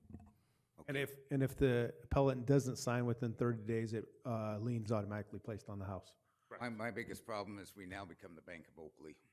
I mean, the man owns property where a felony was committed. The man takes responsibility for it, and if he needs to go to a mortgage company and get money for it, to pay the fine, and I don't have any qualms with that, but I think the whole fine should be there. But now we're turning into the Bank of Oakley carrying a $100,000 debt for 3 years, and I don't know if that's fair for the citizens. Except we don't collect interest. What? Except we're not collecting interest. Yes, I know. That's probably the biggest one. That's a lot of money to take care of without interest. In my perspective, I'll make, if discussion is over, I'd make a motion to uphold the decision, set up a payment plan for 3 years with the caveat that the agreement must be signed within 30 days and leaving the acceleration stuff to the attorneys. And just so we're clear, it's 3-year payment of the entirety of the debt?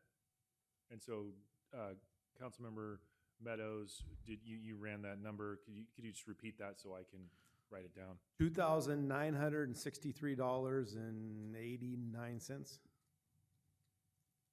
per month. per month. Thank you. Thank you. That if that's the pleasure of the council, we can make that happen. Okay, we have a first. Is there a second? I'll second. Okay, we have a first and a second. All in favor? Aye. Aye.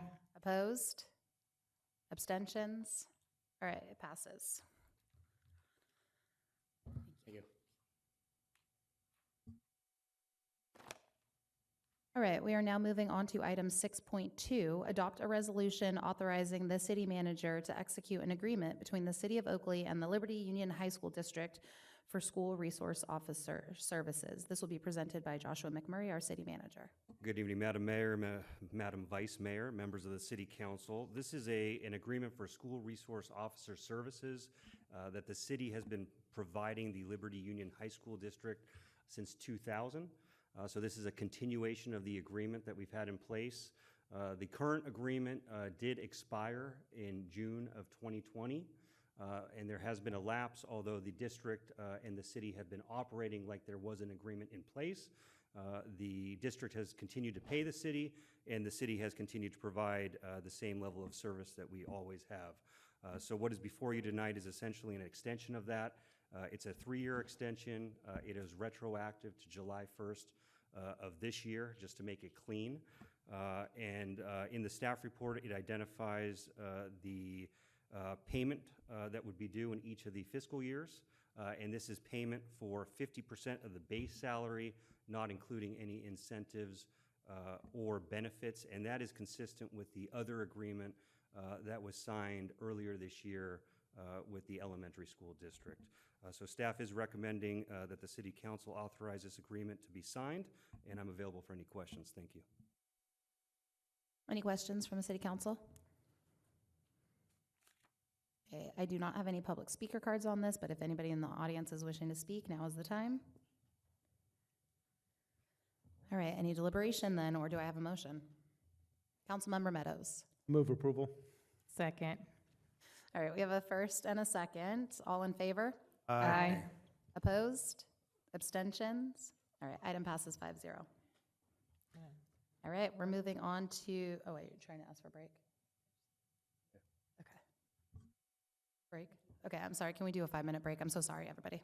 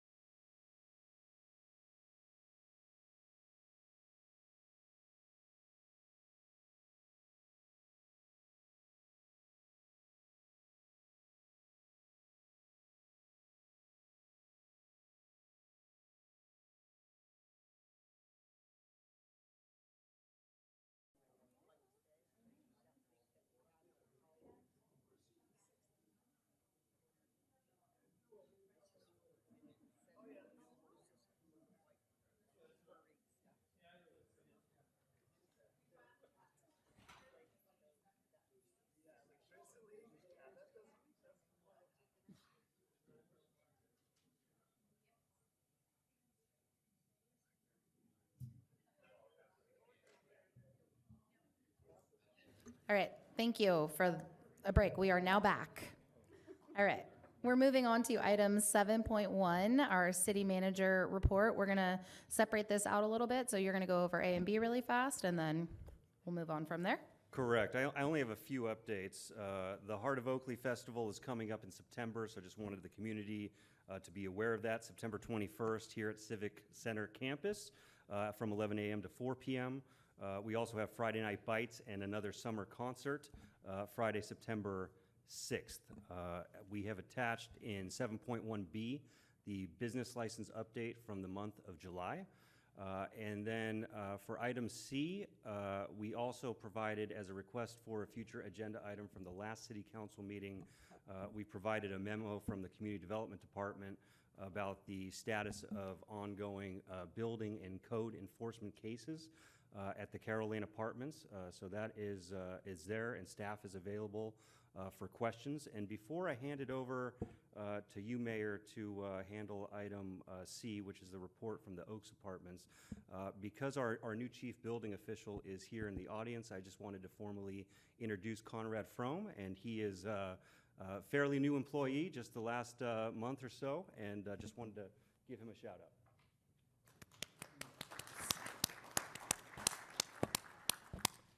So with that, the Oaks have provided their monthly report, and their team is here to also give a presentation as well. So I'll let you take it from here, Mayor.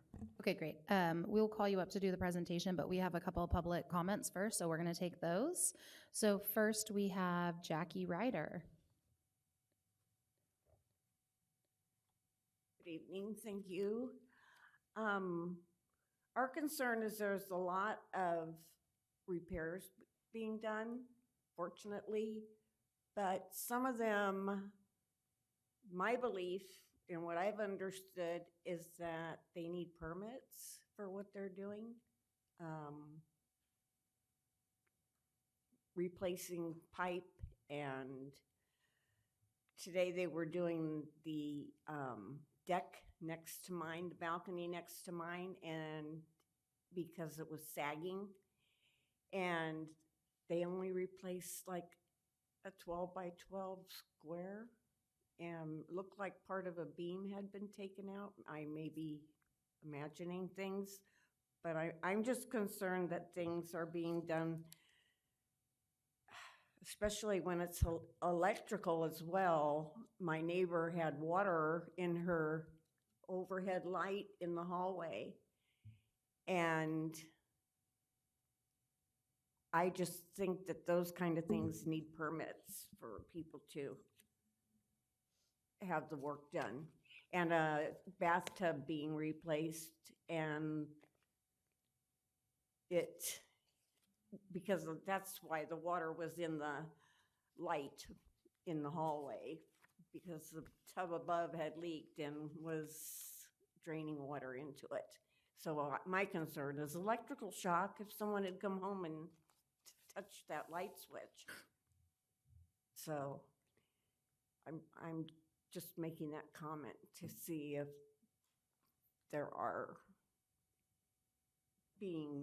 they are getting permits for the work that's being done. It's a concern. Thank you. Thank you. Next we have Barbara.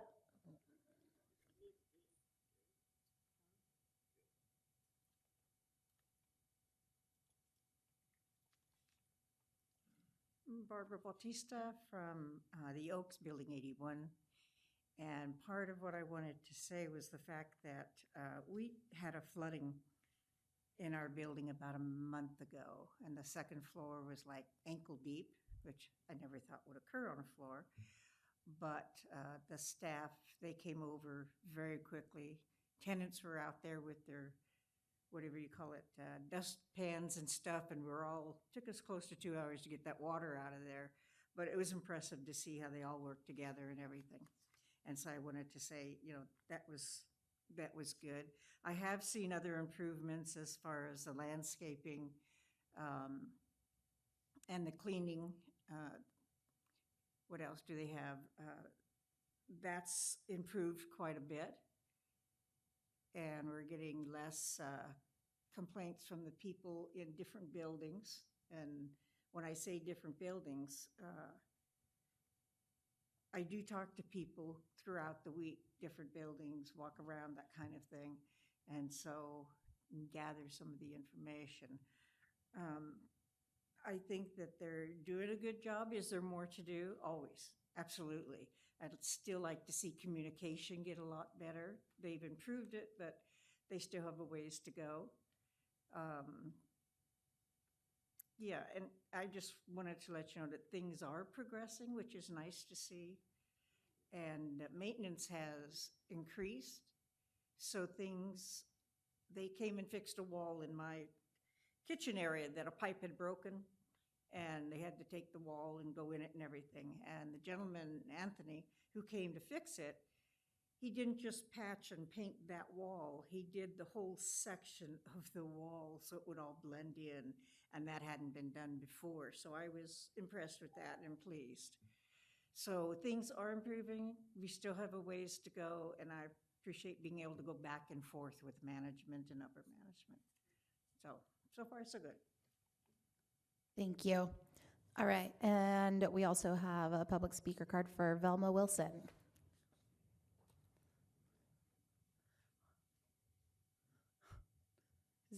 Is it easier if we bring a microphone to you now that you're all the way up here? I'm so sorry. I can bring one down to you, though, if it's easier. Okay. Sorry. A warrior for advocacy, so hey. Okay.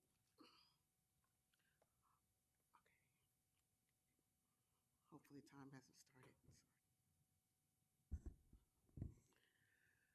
Good evening, Mayor and Vice Mayor and fellow council, and also to city staff and the community at large. I am Velma Wilson. I'm representing, actually on behalf of a resident of the Oaks. He's in building 6-5, and my story is not going to be as fluffy or nice as the previous speaker, because someone once said, and I'm going to read a quote, "To care for those who once cared for us is one of the highest honors. Caring for seniors is perhaps the greatest responsibility we have. Those who have walked before us have given us so much and made possible the life we all enjoy."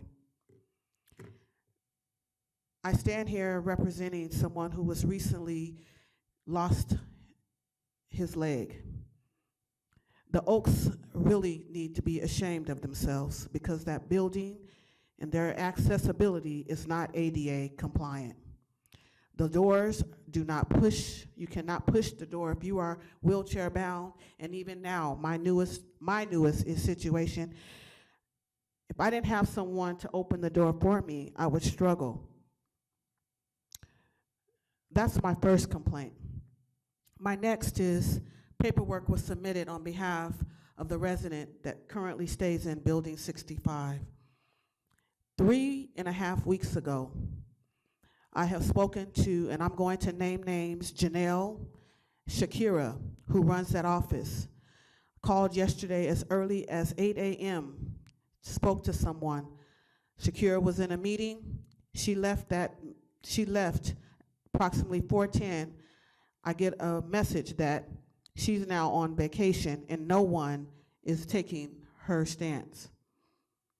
Unacceptable to be told and given information for a person that doesn't even work for the company. Unacceptable. Now, I do know that there are individuals in the audience that will do and give a report, but this gentleman is currently in a skilled nursing facility as he rehabilitates from an amputation. His leg ain't coming back. He's wheelchair bound. And he needs reasonable accommodations, modification, and requested a transfer so his daughter can legally stay in the unit with him that will suffice for them to stay in that unit. They was told that there was a 2-bedroom available, and now he is homeless because he doesn't have reasonable accommodations. Thank you.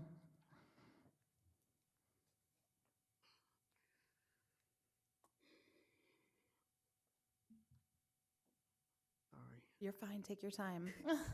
I should have brought you the microphone. I'm so sorry.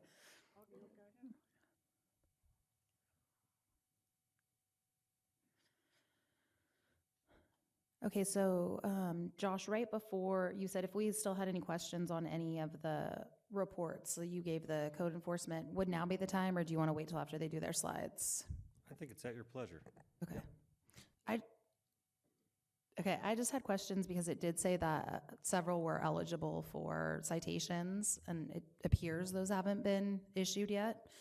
I do feel like we have some sort of incentive in order to make some things happen. So why have those citations not been issued yet? I could speak in general terms. I don't know if Ken has any more specific information, but typically we're trying to work with the property owner and the management company. So I mean, there are so many different scenarios and different cases that we deal with. Some are much more intense. Some require issues with mold. They require testing and then remediation and then more testing, and there's a lot of different things. So I can't say specifically, but I can say if they're making progress, our practice has been not just at this development but just citywide. To grant, some leeway there in terms of forcing the compliance instead of getting that voluntary compliance, which is what we're trying to achieve on a daily basis. And then there were some specific, the drywall incident to the flooding that happened. It said that permits were going to be pulled, and at the time you pulled the report, they still weren't pulled. But I'm assuming that the work has been completed in that apartment. So at what point do we... We've issued, I know, at least one building permit. I know there were more that were discussed with our team about being submitted. I don't know if they have been or not. But we have had conversations with the management company in terms of what and ownership, what requires a permit and what doesn't. So I think everybody's on the same page right now. So we should see that moving forward, because the expectation is if it requires a building permit per the building code, we're going to expect a permit, regardless of who's doing the work. So we feel like they've received that message loud and clear, but it might be something you want to also ask the management when they have their time up. Okay, perfect. And then I do know there was a public comment questioning permits, and I've been getting several inquiries around that too. So is that something we would be able to at least let the residents have some ease of mind about the things that do require permits versus don't require permits? Sure. I would say, if there's a concern, give us a call, right? If we don't know about it, we're not going to be able to address it. But if you see something and you have a question, please give us a call so we can either look into it. There might be a chance that we have a permit in. We might have an existing code enforcement case, or we need to go out and make an inspection and kind of decide what happened and where we go from there. So that would be my recommendation. Okay, great. Thank you. I appreciate that. Councilmember Fuller. Just the question on the call, do they have to go through the report of concern? That's a challenge even when you're aware of it for me, and I think a call will be a whole much easier for the residents there to contend with, rather than finding the computer and going to our website and reporting a detailed concern. Yes, we take inquiries through our Oakley on-demand system, which is what you were referencing. That's available through an app, through our website. But we also take phone calls and emails as well, or in person if you want to come to City Hall and talk to us. Thank you. Okay, perfect. All right, great. I think now we can have the report from the Oaks.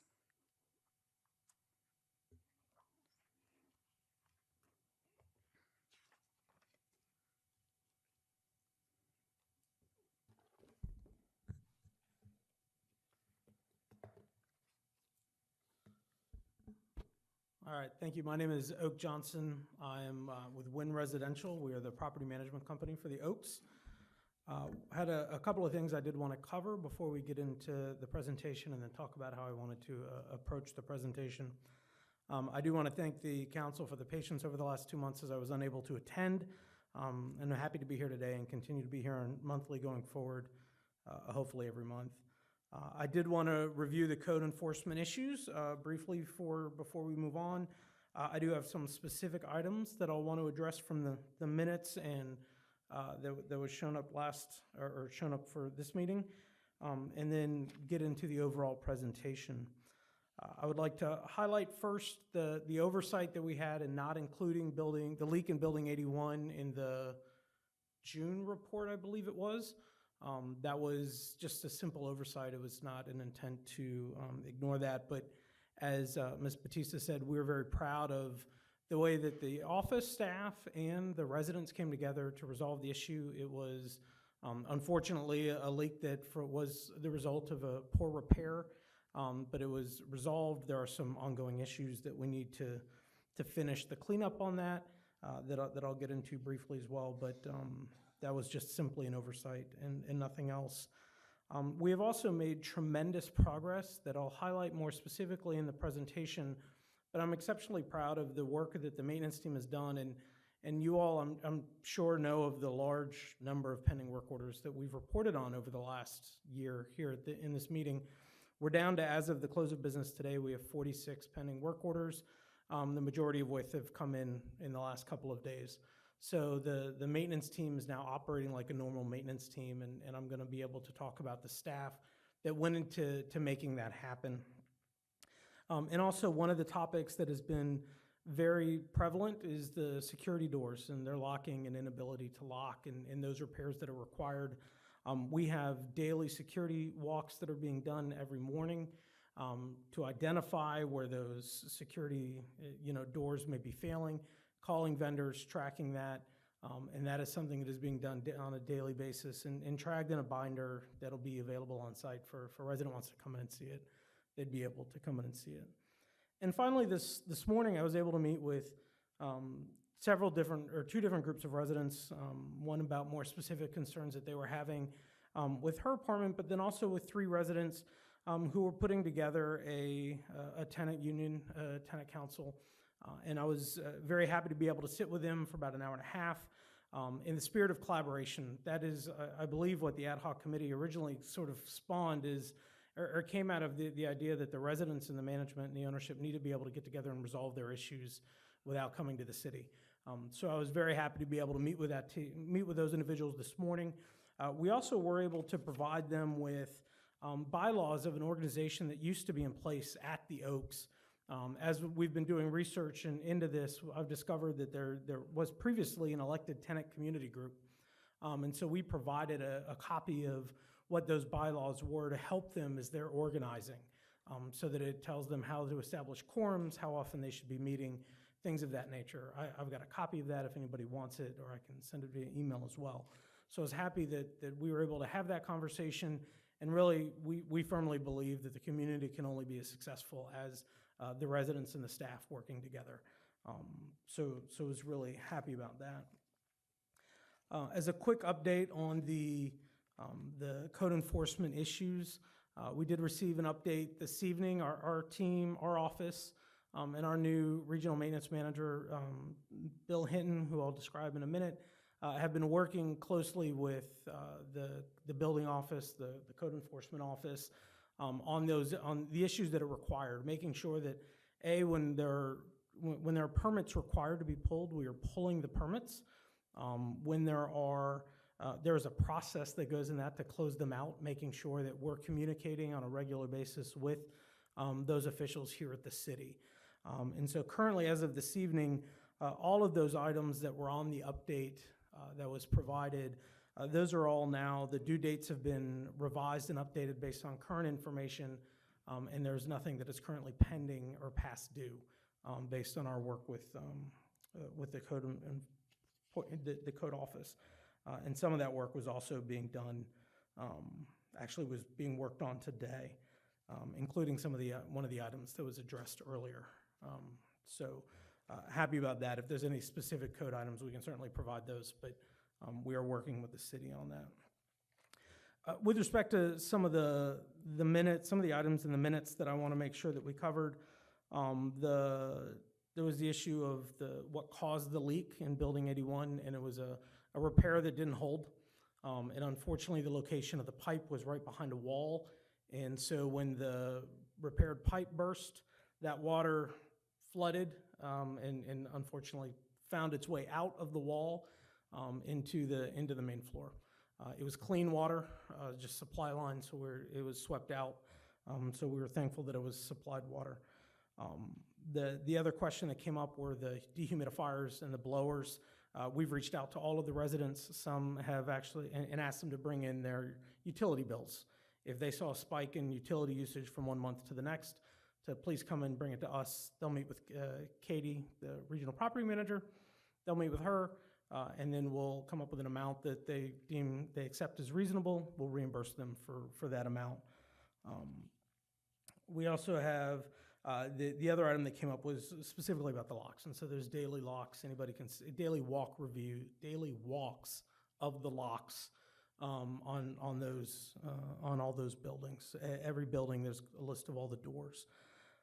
There was a question regarding the elevator, and so just so everybody knows, there is an elevator contract service that we have. We hire a professional company to come out and service the elevators.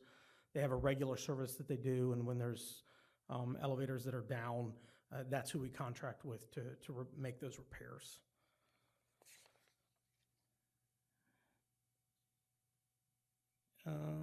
Yep, okay, sorry. So that was that. So then with respect to the actual presentation, it's 110 slides.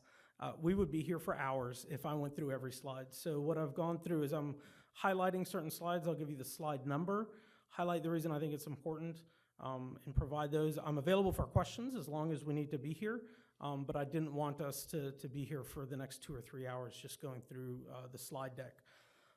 So if we start on slide 12, and I don't know I wouldn't know, okay, perfect. And I think we're gonna be off by 1 on the count. So it's the slide, nope, keep going, maybe I can go. Someone might be able to move quicker. I apologize. At least it's not beeping at me.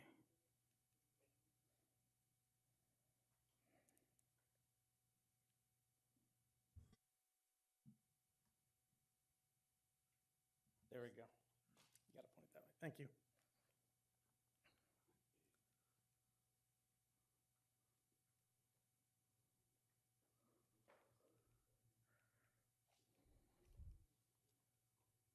All right, so this is slide 12. Hopefully that matches up with what's on wherever the computer is that holds this. And just a quick history of the Oaks communities. As we've said many times, there are 7 communities, 7 separate entities within the building. Just thought it was helpful for folks to see how those, or when those came to be. The following pages actually show the ownership structures for the individual entities. So if anybody is curious as to how these are structured, we provided that information.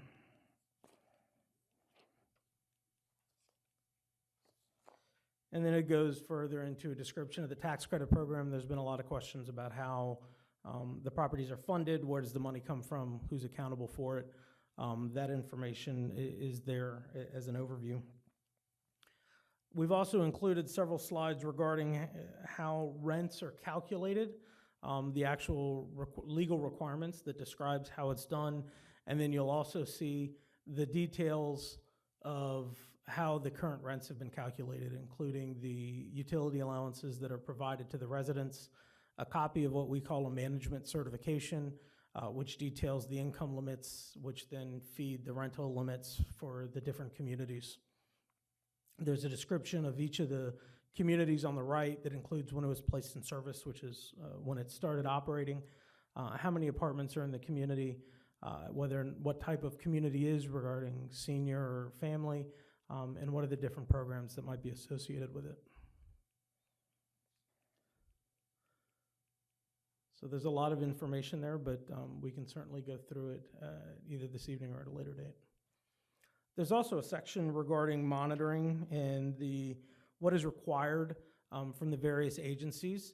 And so we included that here for everybody to be able to see. I know there have been questions about what happens, who do we report to? So this details all of that. There's examples of the letters that we receive, and the agencies are all listed on those letters. There's also a description of the initial certification process. This can be complicated on an affordable housing community, as many of you know. This goes into how we handle that and all of the information that is necessary. Again, we could teach a class on that process. The annual recertification process, it goes into the whole requirements again as well. We also do discuss fair housing. What are the different protections that are available to our residents? And we recognize that there are going to be disputes. We're here, right? There have been some challenges. And so we've outlined what our grievance procedure is. And that's on slide 46. And this is posted in the community and available for anybody that wants it, but it talks through the very specific, who's the first contact, who's the second contact, who's the third contact, and so on. So that is provided. What I definitely want to highlight as well is the resident services, which are slides 48 through 78. We've included here the first couple of pages, talk about the general overview, but then in 2023, we tallied up 1,619 hours of services that were offered to the residents. Not every resident attended every meeting, and quite frankly, many residents chose not to participate at all, but that's their right. But this discusses some of the general types of programming that were offered. In 2024, you'll also see a calendar that's included. That calendar includes already scheduled programming for 1,089 hours. For 2024, we expect that'll expand as we go into the fourth quarter, or the rest of the third and fourth quarter. You'll see copies of a calendar and then the flyers that go out to all of the residents that discuss and let them know what type of opportunities are coming. So we've got lots of those. And again, these are all in the attachment.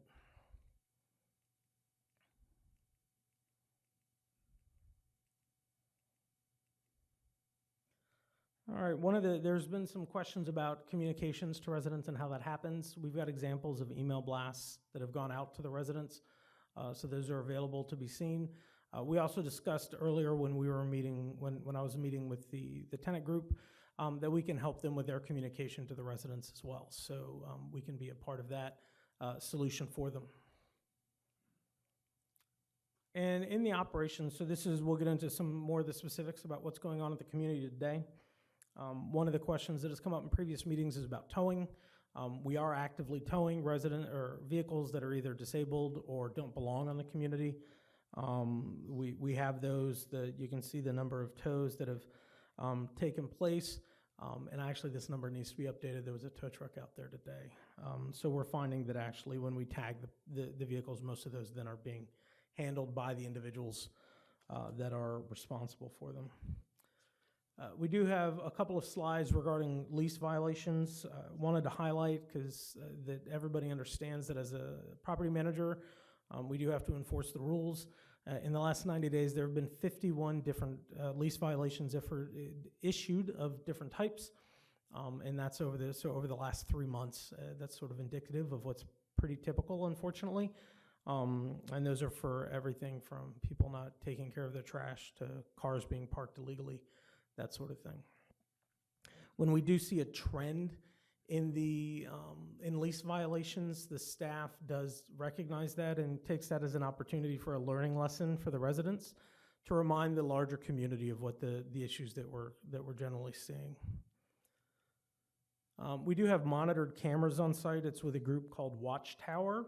So I know we've discussed in the past the camera system at the community. There are what we refer to as legacy cameras that were installed when the buildings were put in. They are not monitored. They exist in a fairly small framework within each building. We do invest in watchtower cameras. So it's the property spends $12,900 a month on this service. And what that does is there's a whole series of cameras on the community that are monitored when we need information. Someone can get it to us very quickly. And the next slide also includes maps that show where those cameras are located. And disclosing the amount is something that you had asked for full transparency, and so we're providing that because we also, we don't want to hide from the fact that it costs money to operate this community, and we want people to be able to understand where that money's going. So that's the camera footage. Maintenance highlights. I want to start, actually, I'm going to go down to the maintenance team. Here we have, in the room, we have Bill Hinton, who is a regional maintenance manager. He's been with WIN since 2016. For those of you that may not know, our regional maintenance manager typically oversees various properties over a large geographic portfolio. For us, he had a portfolio of 40 properties. We elevated the lead maintenance position at the Oaks to be a regional maintenance manager position earlier this year. Bill raised his hand, took the site on, and so we now have someone who's used to managing 40 properties from a maintenance perspective, managing the Oaks. We felt it was important to invest in an individual that has that level of expertise and that level of, just sort of experience and the ability to manage a team and the ability to handle all the competing priorities. So he joined earlier this summer to be focused specifically at the Oaks and has been instrumental in the way the property has responded from a work order perspective and other maintenance needs on the community. He's also stabilized the maintenance staff. You'll see our maintenance team listed. He's got 5 folks that are, 5 gentlemen that are directly reporting into him, who are working with him on a daily basis. I saw that in action today myself. And then I've also listed, we have a roving team. We have 6 individuals that are what we call floaters. Several of those were on the site today. They're not permanently assigned to the project, but they come in when there's specific needs. And then we have at our disposal a construction team that's an additional auxiliary 5-team member group that comes out to assist us. But one of the things that is important is that we're not just sitting and saying, great job, Bill. We're looking at ways to improve, continue improving what we're doing and make it sustainable. Part of that, and I'll go back now, is we are demoing this product in another location, but we are in the process of negotiating the contract here at the Oaks. It's called Happy Force. It is a 24-hour live person answering service dedicated for maintenance-specific issues. So what the service will provide is a live person that a resident can contact and call. They'll be able to talk through the issue with that individual to determine whether or not it's an emergency. Is it something that can wait till tomorrow? Their work orders will be automatically flowed through to RealPage, which is our operating system. And so it'll show up directly the next day for our maintenance team. So when Bill is meeting with the team in the morning, they'll be able to review the work orders that came in that need to be reviewed. They also will have the ability and will know who to call in the event of an emergency. What they have found is that about 60% of the calls that come in are not actually emergencies, but the residents need to be heard.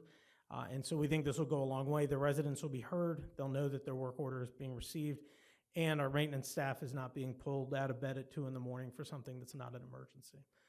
So we're excited about that. As soon as that contract gets negotiated, we'll be rolling it out. The other highlight in here, or the next highlight, we have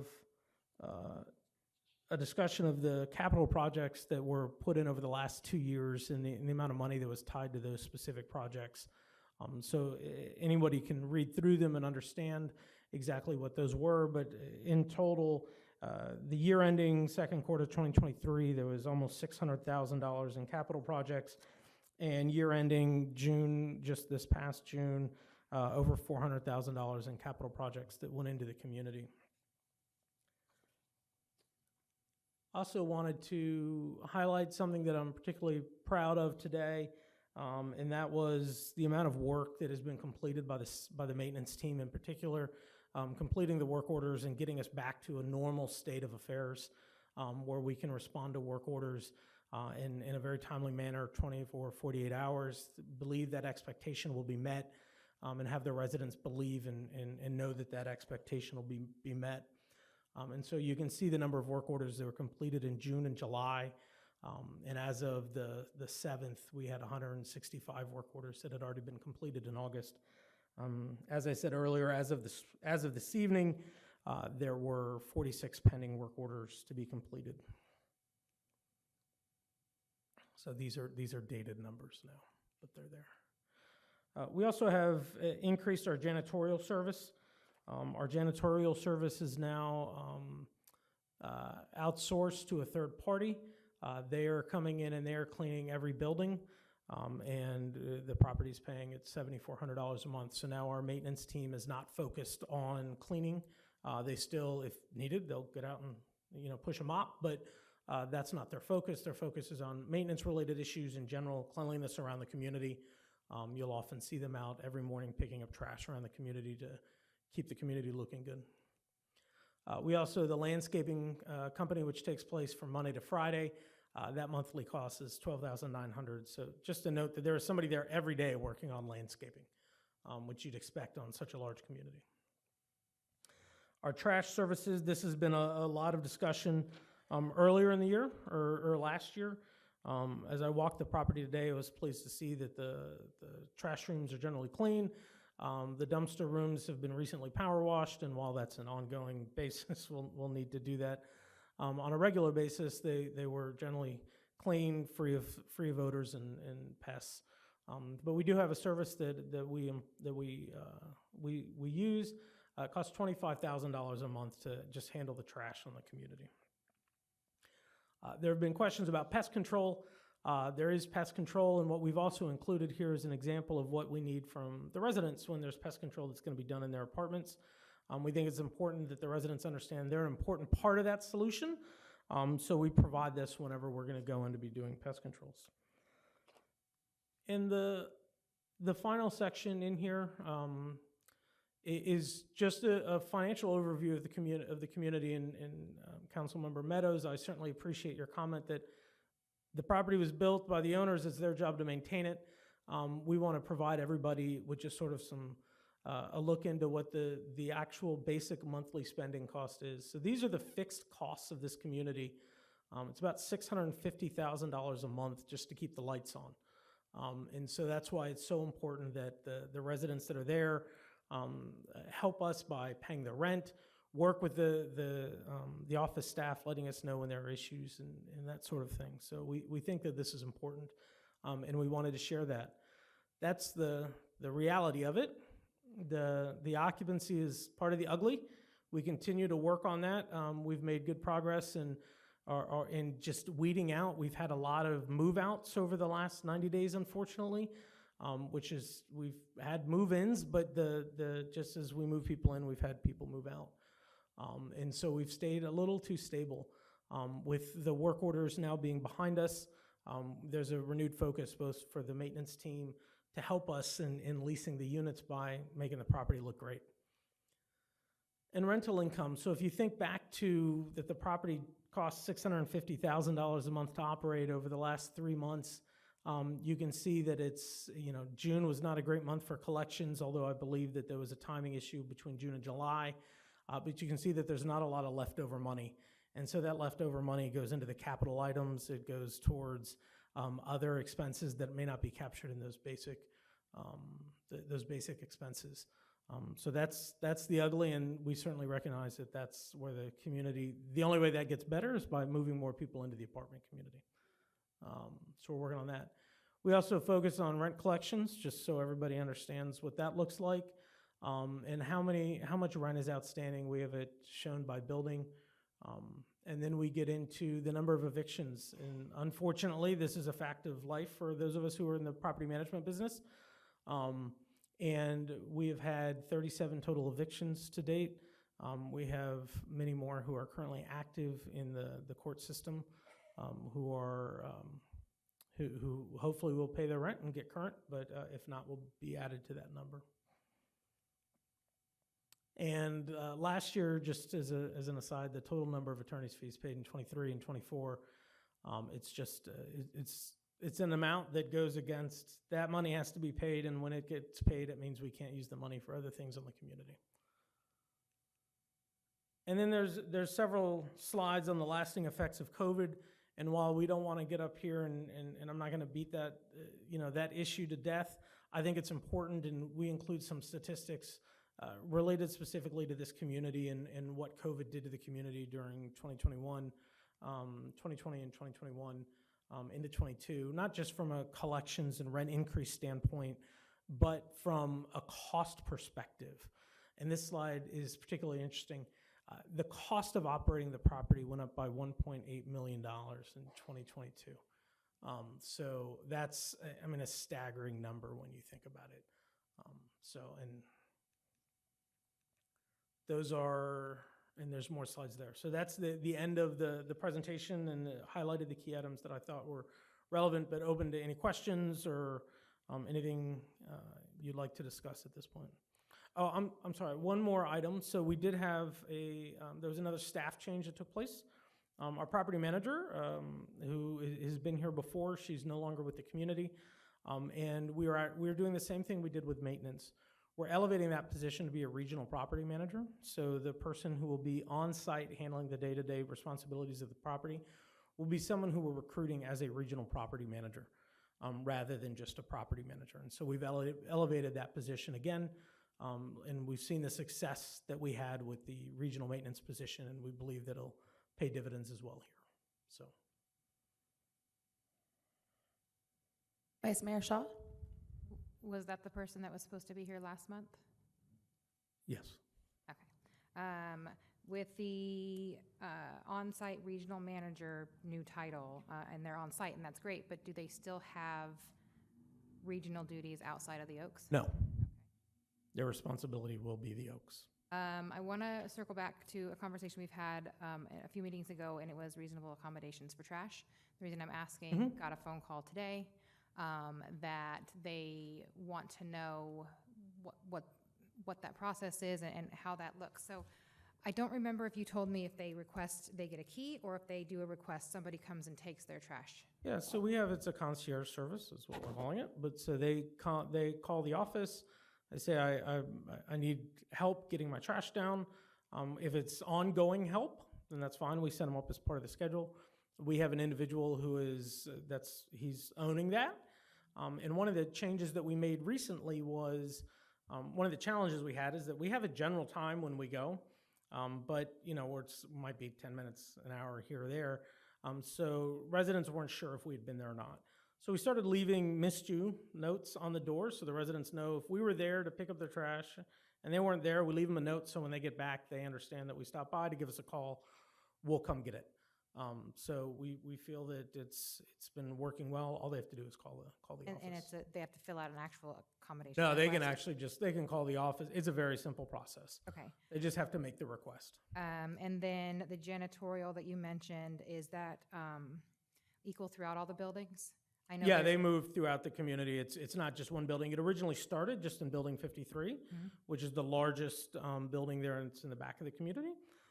That's where it originally started. We were seeing some success there, and we've spread it out now. It's across the rest of the. There's just been old conversation about, well, this building gets this, but this building doesn't because that one doesn't pay its bills. And so I just want to make sure that's equally equal. across all the buildings. Mhm. Can we talk about one of the residents asking last month about the community rooms being locked? Yeah, so and that came up in the meeting today, and so I've had some conversations with folks to try to better understand it, and there's some history there. The long and the short of it is, some community rooms have tenured. I'm going to use the term tenured residents who have certainly been there a while, and at some point they were given keys to the community rooms. And so they're able to lock and unlock the community rooms on a more regular basis. The request that came in this morning was just consistency. So what we're going to do is the community rooms, we can't just leave them unlocked all the time. There's stuff in there that would unfortunately walk away. So we need to lock them up. And so we'll lock them up with office hours. If somebody needs them outside of those hours, we'll figure out how to accommodate for that. For example, the group that I met with today wants to plan a meeting in September. we'll be more than happy to accommodate that as an evening meeting so that they can have their event and work through that. If somebody wants to have a party on Friday night from 9 to 10, I don't know that we'll be able to accommodate that, but I don't think that's what the rooms are intended for. I have a few more. Mhm. Any update on the laundry machines and? are The they- laundry machines, unfortunately, I don't have any update on the delivery of the new machines. I'm hoping to get something from them, but I don't have an update for you. at You this have time. new ones coming. That's what we've been told by the company that's delivering them. Until I actually see them in the buildings, I don't know if they're new or new to us. Who's the Right. company? The name of the company is Dadson. And then when I have move-outs, I try to keep a record of why they're moving out. I report it to Mhm. my board every month. Do you have an idea of why you've had so many move-outs? Well, 37 of the people that moved out were evicted, but I can pull that and include that in our next meeting, just the reasons for move out on it. And then, Uh-huh. are you guys doing anything actively to like work on your reputation within the community, right? So people want to move in here, so you can get your occupancy rate up because it's Yeah, damaged. there's our marketing team. That's what they do, and they have. I mean, we've got a whole suite of marketing that includes reputation management and online social management, that type of thing. I'm not an expert in that world. We've got folks who are, and so yeah, that is part of the program. And then finally, and I'll give it to somebody else because I talk a lot. I'm hoping you can speak to the young woman that came in about the accommodation. Yeah, actually, there was a response sent this morning on that accommodation. All of the accommodations were granted with the exception of the automatic door. That modification, we don't know what that entails. These buildings, I believe they were built into code and they were spec'd as they needed to be. That did not require the installation of an automatic door even in a senior building. The cost to add an automatic door, we don't know what that is. So Bill will actually be finding out what it'll cost. Yeah, I was just actually speaking more of the transfer, so he has somewhere to come home to. Yeah, that issue was also discussed this morning. Now we need to get the apartment ready for that person to go into. And they currently have an apartment. They need the extra room in order to be able to accommodate the live-in aid, which we're more than happy to accommodate for that. But we do have to we have to get that unit ready so that they can move in there. And we discussed the timing on that actually earlier today. Okay, thank you. What's the timing? I don't have the timing yet. We discussed on what was needed so they can get it pulled together. The unit is vacant, so it's just a matter of making sure that it's made ready for occupancy. So we'll know more specifics tomorrow on the timing when they're able to double check it again. Thank you. Can we make sure to follow up with? Yes, Okay, of course, yeah. perfect. Yep. Because it seems like she didn't have all that information, so I would love for her to actually have it. Yeah, of course. Okay, sorry. Councilmember Meadows, looks like you've got your button pushed. So you had mentioned you've done 37 evictions to date this year. I am looking at the past due rents. When do you decide to go to eviction? So we follow the state law when we're allowed to go to eviction. I believe currently, and each county is different, so I rely on our landlord-tenant attorney to ensure that we're using the right notice. Each what? Each county within the state has some different regulations that we have to follow regarding specific notices that have to be issued. Who? So we use in a law firm to ensure that our Well, I would notices assume are you correct. would. I mean, Right, I do yeah. too. But So I believe we're using I- a 330 is the notice that we're using. They have to pay within 3 days or out within 30, I believe is the notice. And so when somebody doesn't pay their rent, then that is the notice that is issued. The caveat on that is I want to make sure that that's still the current notice that's being issued here for the city of Oakley in this county. Because I don't we actually don't have issue we the don't, notices. We don't have The city of Oakley doesn't have a specific neither ordinance, does but Contra Costa County. the county does have, we have to go to court in the county, so we need to make sure that we're following the rules within the county. Well, I mean, you manage a lot more properties than I do. Yeah. By many times, but I'm not aware of any the judges in each county having their own notice requirements. I mean, it's set by state and federal law. Well, and I would generally agree with you. It's not my area of expertise, unfortunately. And so I would defer to the specifics, and I can certainly provide those specifics after I double check with our landlord-tenant attorney to just ensure. Do you guys fall under the CARES Act? Yeah, so I mean, that's part of the issue. Everybody? And she's shaking her head yes.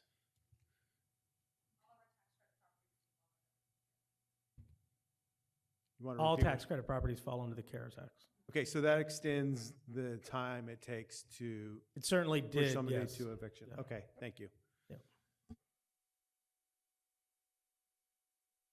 Okay, so you showed us everybody's answered a bunch of the questions, so thanks you guys for having all the same ones. You showed the camera coverage the last meeting. I think it was last meeting. We had residents here who were saying that there was an attack that had happened at one of the buildings. To provide some clarity if you'd like me to, or? Yes, I mean, I just want to make sure that there's coverage, that the folks who are there feel safe. Every building has some sort of camera coverage that the police can. Yeah, but not to say that, and I don't believe that event happened in camera coverage. So my understanding of the event is there were some homeless individuals in the laundry room that got run out, but before they left, they were standing in the laundry room with the resident. I do not want to disparage her feelings or her thoughts in the matter. I'm sure it was very traumatic. But that event was what it was. They left in, in some period of time. I haven't seen the I believe it was 10 minutes, but I don't know if it was 8 minutes or 12 minutes or anything along those lines. But So, yeah, so they obviously got in because the locks weren't working, right? I mean, that's the only way if they were homeless. they that could they'd have be able- followed somebody else in as well. I don't believe anybody's spoken to them to ask them. Okay. So how are people getting communications and also communicating to the office if they don't have email access? In my job, I deal with a lot of elderly folks who don't have email access, and I'm literally hand delivering and picking up mail and things like that because they don't have access to it. And I would assume, based on what happened during COVID, and our school is saying that they had to issue so many hotspots, I would assume that a lot of the family buildings also don't have internet access. So how are folks getting communications? How are they getting this stuff? I mean, I love that it's like this so that there's a paper trail and stuff, but what about the folks who don't have any access to that? Yeah, so we have bulletin boards in all of the communities, important notices. We actually hand deliver copies to everybody. Nobody opts out. Every unit gets, if it's an important notice, say we're going to shut the water off to replace a boiler, or something along those lines, or the elevator will be down for service, we would send something out and deliver it to every door. If it is a legal notice, it's certainly delivered in paper form. It's not delivered via email. So those are the different ways that we do it. We also have, they can certainly call the office. They come in the office. The office is a revolving door. There's people in and out. Residents are in and out all day long. So they know they can come in and speak directly to the staff. Yep. Okay. Also, I have been in contact with the food bank of Contra Costa County, and they said that they're having a lot of difficulty getting into buildings. They're not able to leave the boxes. They're having trouble, and they're actually considering not even being able to do the distribution there because they're having so much of a hard time like getting in or having permission. I think at one point they were told they had to leave the boxes like outside. So I would just love if there was like some follow-up with that because there's obviously people who need these services, and I want to make sure they're getting it. Yeah. And I think absolutely. what the requirement has been is that they have to go to the particular building, but if the doors are locked as there should be, I could understand why somebody's not able to. So if there could be a better process or system around that, because they are considering pulling it. And that would go for emergency services as well. When the paramedic needs to get in, I mean, there's just got to be some sort of. Well, there's a Knox box on every building for Right. emergency services. Which fire has that, but if Right. it's ambulance gets there first, you got to wait for fire. Yeah, then somebody's going to have to let them in the building. Yes. Oh, Yeah, and so with respect to the food bank, we'll follow up. I have not heard that complaint previously, but certainly we want to be able to provide that service to our residents. So I'm not sure what the issue is there. And then, I can't take credit for this. This was one of your tenants was suggesting, and I don't know what the possibility is. So I'm glad that you're elevating the position. It's going to be a regional one, but it's still one person for, 540 something units that are constantly in a state of either, move in, move out, or whatever. They've got existing needs. So I know the last apartment that I lived in was towers, and we had building managers for each one? Now, I know you've got like a tenant group, like a residential group in each building who's potentially communicating things, but have you guys ever considered the possibility of having the buildings have a more hands-on management approach? I mean, that would help with stuff like when somebody needs to get in the building that can't and things like that. And then, back to that accommodation thing, like I understand if ADA doesn't require that, but how do people get into a building if there's no motorized door, if they've got wheelchairs or if they're on crutches? Like, how are they just have to hope someone's walking past? I think that's a fair question, and I don't have a good answer for that tonight. I would say that, so that our office setup is, it'll be a regional property manager who'll be heading the office. There's an assistant manager, there's a bookkeeper, there are 3 occupancy specialists that are there, and then there's our community coordinator who's there in the community as well. So there's lots of office coverage. We have found, specifically by design, in a community that's set up like this one, having a specific quote-unquote manager for each individual property would it's not as productive as we'd like, because there's so many shared services, maintenance being one of them, and how do you manage that when you have a bunch of different office setups? So something that's been considered, but not something that we feel is in the best interest of the community. Councilmember Meadows. I assume you have on-site managers that live on-site? Yeah, I think we have 7. There are 7 employees that will ultimately live on site. Okay. Yeah. And then the maintenance team, who's the maintenance team employed by? Is it WIN or is it? Us. They're employed by WIN. Okay. Thank you. Any other questions? Oh, Vice Mayor Shaw. So you said you're going to have staff, a certain number of staff live on site. Is that going to be the on-site manager, like the regional manager? When we're recruiting, we do have an open unit that's being held for that individual. So if we can find someone that wants to live on site, certainly make it part of the package to live there. But currently we have, so that would leave 6 other individuals living on site. Thank you. Yep.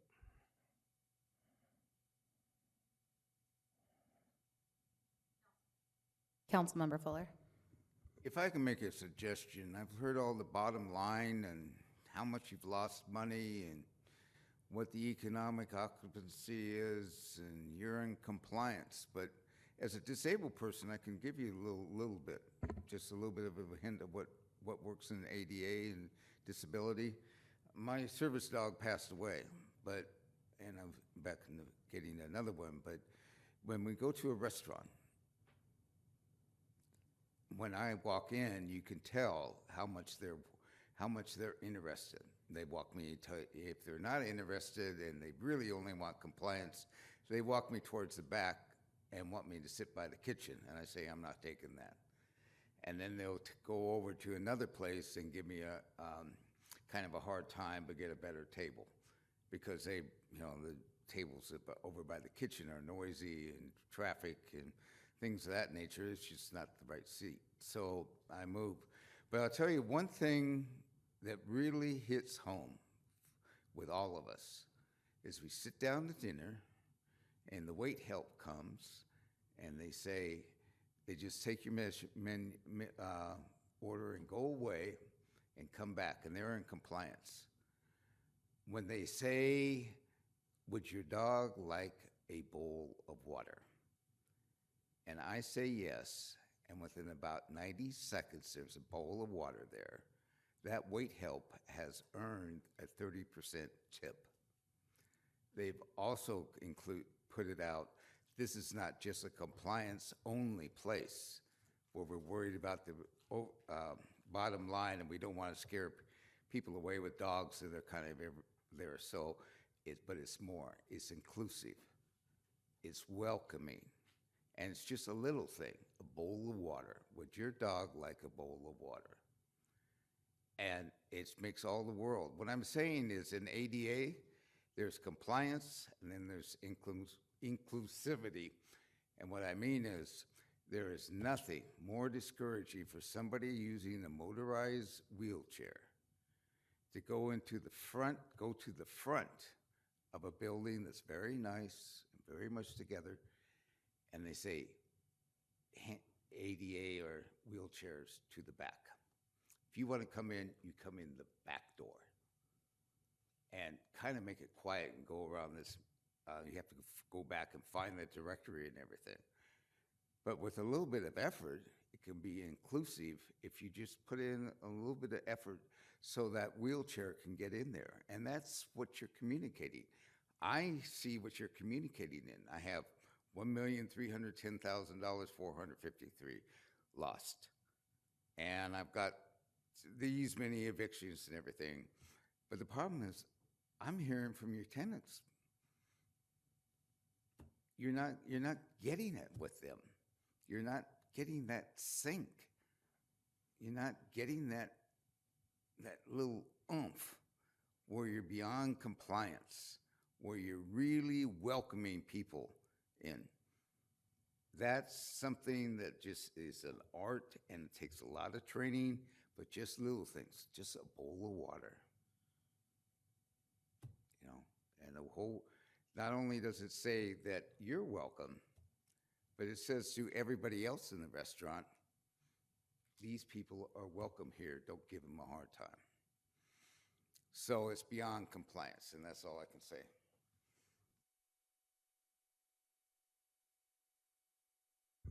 Okay, looks like questions are done. Thank you. All right, we're moving on to item D, the fireworks update. This will be presented by Police Chief Paul Beard and ditto. Not saying it. We're still on 7.1, right? 7.1, Section D.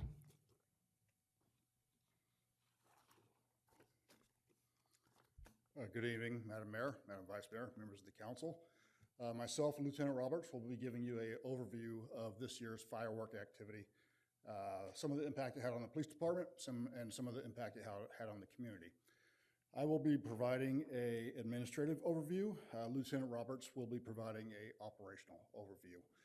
In the interest of time, I will be skipping through a few slides, but we will be presenting all of the information. So, regarding the history, I'll be going over the history of fireworks in Oakley, some of the laws regarding the fireworks in Oakley, and the scaling of our suppression efforts in regards to those fireworks, and I'll be doing a little bit of a cost analysis of our operation. In regards to the history of fireworks in Oakley, it's always been a very polarizing issue in our community. We have some people saying that we love fireworks. We have some people saying we hate fireworks. We have some people saying we want a formalized show, and we have other people saying abolish all fireworks. Fireworks, we have found over the years, it tends to strike a patriotic chord, not only in Oakley and Contra Costa County, but nationwide. So it's kind of one of the things that we are dealing with. For us, we see this as we have to approach this with the long game in some perspective. In 2021, we adopted the Oakley Municipal Code 4.1.102. That has provided to be a more beneficial tool to us than the actual penal code because it just gives us an additional tool. It lets us take more immediate action, and it lets us meet a threshold that a hearing officer may accept, where we would have to go an extra effort to get that across the goal line for the DA's office. So it's just more conducive for us to use the municipal code. We do reserve the penal code for more egregious offenses, but honestly, lately, we've only had to rely on the municipal code. Back in 2017, I wrote I was a sergeant here at that time. I wrote an after-action report after July 4 of 2017, and in that same year, we also had a formal fireworks show. That's something that we used to do. In my after-action report, I estimated that it would take 5 to 6 years of a very persistent effort by the PD and everybody who works in the city kind of working together to scale back on this issue or try to take care of this issue. I estimated it would take 5 to 6 years to see a significant reduction. Well, we're in that time frame now, and we are starting to see a reduction numbers-wise. And when I say numbers, I'm counting the calls for service. It's impossible for us to count every single firework that goes off in the air. But for a little bit of reference, in 2017, we had 88 calls for service on July 4 during an operational period of between 9 o'clock in the morning and 3 o'clock in the morning of July 5. So we want to capture that whole night period. This year we were 32% below that mark. So we are making some progress, I believe. Also, in regards to the history of fireworks, we should talk about the negative impacts they have had on the community. We've had fires, we've had injuries. By our memory and by our data, we have tracked down firework-related fires occurring at the intersection of Miguel and Main, intersection of Carpenter and Vineyard, K Avenue, and Vintage Drive. Lieutenant Roberts and I both responded to an incident where a child lost fingers because of a firework-related incident a few years ago. I have responded to an incident where a juvenile was badly burned over 30% of his body because of a firework-related incident. Regarding the laws regarding fireworks, I talked about the municipal code, but in many areas of California, safe and sane fireworks are legal for sale.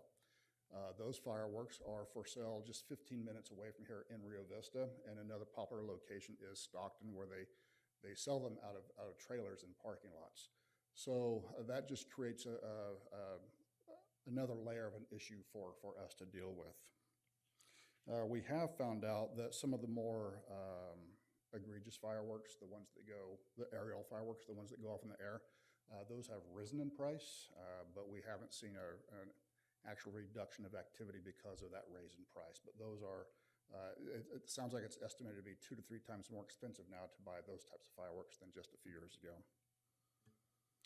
And again, referencing Oakley Municipal Code 4.1.102, realizing this is a public meeting and realizing that people may not be here but may be watching this meeting at home or at a later date, I just want to focus on what the tenets of what 4.1.102 focuses on. It was drafted in 2021. It is more efficient than the penal code or court process. And it states that it's unlawful to possess or discharge fireworks. It holds owners, tenants, persons in immediate control of private property responsible for those fireworks. And it carries a $1,000 fine with it. Oakley Municipal Code 4.1.102 is not applicable to licensed activities, but we currently do not license those types of activities. In regards to the scaling of our suppression efforts, how do we determine how large to make our operation to deal with this issue? I've read that some people believe that the police department doesn't care. It doesn't care about the firework issue. That's simply not true. We actually put a lot of effort into our operation. A lot of planning goes into it. We actually take a lot of historic data that has been derived over the years, and we apply it to that current year operation. We dedicate a lot of resources, not only from the standpoint of manpower, but also equipment and specialized equipment that we have gained in our department over the years. Our goal in suppressing the illegal firework activity is through education. We do this through social media notifications. We put signage out throughout the city, and we do word of mouth exchanges with the residents as we come across them. Enforcement wise, we do develop operations geared towards identifying violators and holding them accountable as per Oakley Municipal Code 4.1.102. Continuing with the scale of our operation, we consider, again, historical data, intelligence-based factors such as social media rumblings, anonymous tips, of which we do receive quite a few, and the calls for service leading up to our operational period. And I will let Lieutenant Roberts discuss the size of our operational period, But basically, we start looking at calls for service beginning around June 1st. And we just look at the trends that are going on in regards to fireworks to determine how we're going to best deal with this come the week of July 4. We do have to take into consideration our own staffing concerns. Do we have enough people to handle this sort of thing? And proudly, I can say that we do this year, where in previous years, we didn't have that kind of benefit. So I'm very happy with the staff that we have and the effort that they put out there. We do have specialized tools now that we didn't have in years past. Those come in the form of drones and body-worn cameras that allow us to record certain events. And finally, we have to make sure that the plan that we put forth, does it make sense? You know, based on all the intelligence, does our planned effort, does it make sense? And is it cost effective to the department and to the city? It's a busy time of year for us in regards to the cost analysis. In the same week that we are doing a fireworks suppression operation, we are also staffing our Summerfest celebration. So that requires a lot of manpower from the police department. It requires a lot of resources from the police department, and it's almost nearly a all hands on deck deal where our officers have to choose. You have to work one or the other, either Summerfest or a fireworks suppression type thing. A lot of those hours, we're able to offset that a little bit by some of our specialized units, but a lot of these hours are overtime hours, so it does become a cost consideration for the department and for the city. The duration of our operation this year was 4 days. We had a total of 16 shifts dedicated to fireworks suppression. Total man hours spent on fireworks suppression this year was 84. And then there's other miscellaneous considerations that come into the cost factor, such as vehicle wear and tear and normal maintenance and fuel expenses and that sort of thing. So I'm going to get past a few slides here. I'm going to show you a visual representation of what some of our residents deal with.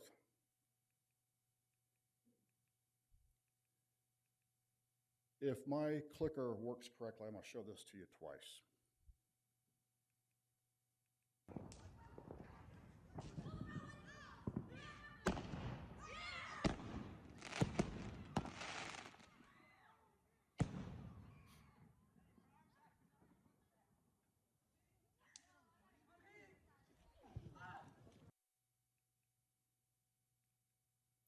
So now I want you to watch it again, and I want you to watch it from the with mental framework of what's wrong with this picture.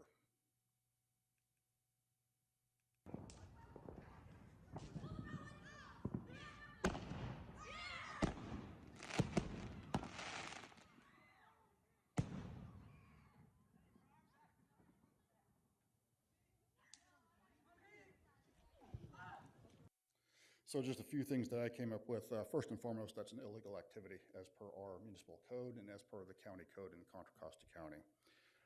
There is a open flame in public. There was an element of fire on the street. There was no resemblance of a safety plan in place. There was no, visually, I could not tell that there was any firefighting capability or equipment on site. Some of those fireworks that we saw going off just then were high aerial fireworks with a very low explosion ceiling, which meant some of the burning debris actually fell onto the street and fell onto the tree, which is off to the right-hand side of the screen. Had that been a boat cover or tan bark or a fence or dry brush or a home or even a person, we could have had more serious consequences because of those fireworks. I'm going to turn it over to Lieutenant Roberts, but that was a very minor element of what our officers experienced during a very short and brief concentrated period of time on July 4th.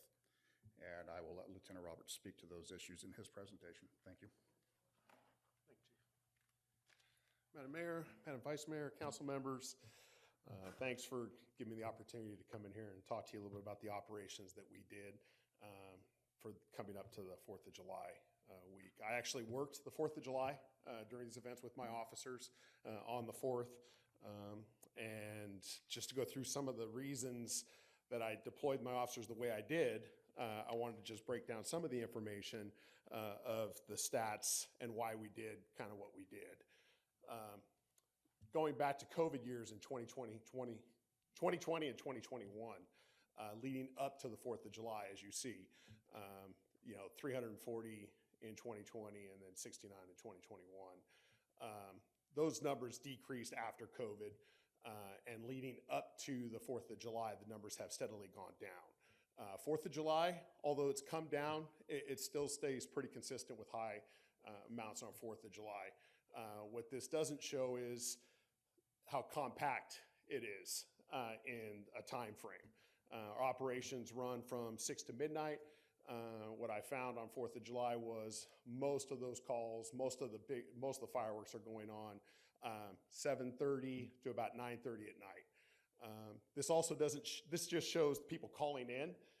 Some people call in for the same location. You'll get multiple calls, and then some people don't call in at all when it's going on. So we can only just go by consistency on what's actually given to our dispatch center for statistic reasons. Leading into this, historically, we've used marked cars. We put marked cars on the street, we put officers on the street, we try to maximize the number of officers we have out there. What that has given us is officers will pull down a street, people see the officers, they stop. Officers can't, they may witness the fireworks going off, but they didn't see who set the fireworks off, or can issue a citation based upon what they saw. Officers can wait a little bit, they leave, the fireworks start again because of those marked cars. It's very noticeable when a patrol car pulls onto a street. So if officers at that point were to engage anybody or try to take fireworks, they're usually calling other resources in to assist them, which also takes the resources away from other officers in the city doing the same kind of suppression. So, over the years, I've been living here since 1995 in the city of Oakley. I've been assigned here since 2008. We've tried these suppressions, we've tried marked cars. I want to come up with something just a little different, thinking outside the box.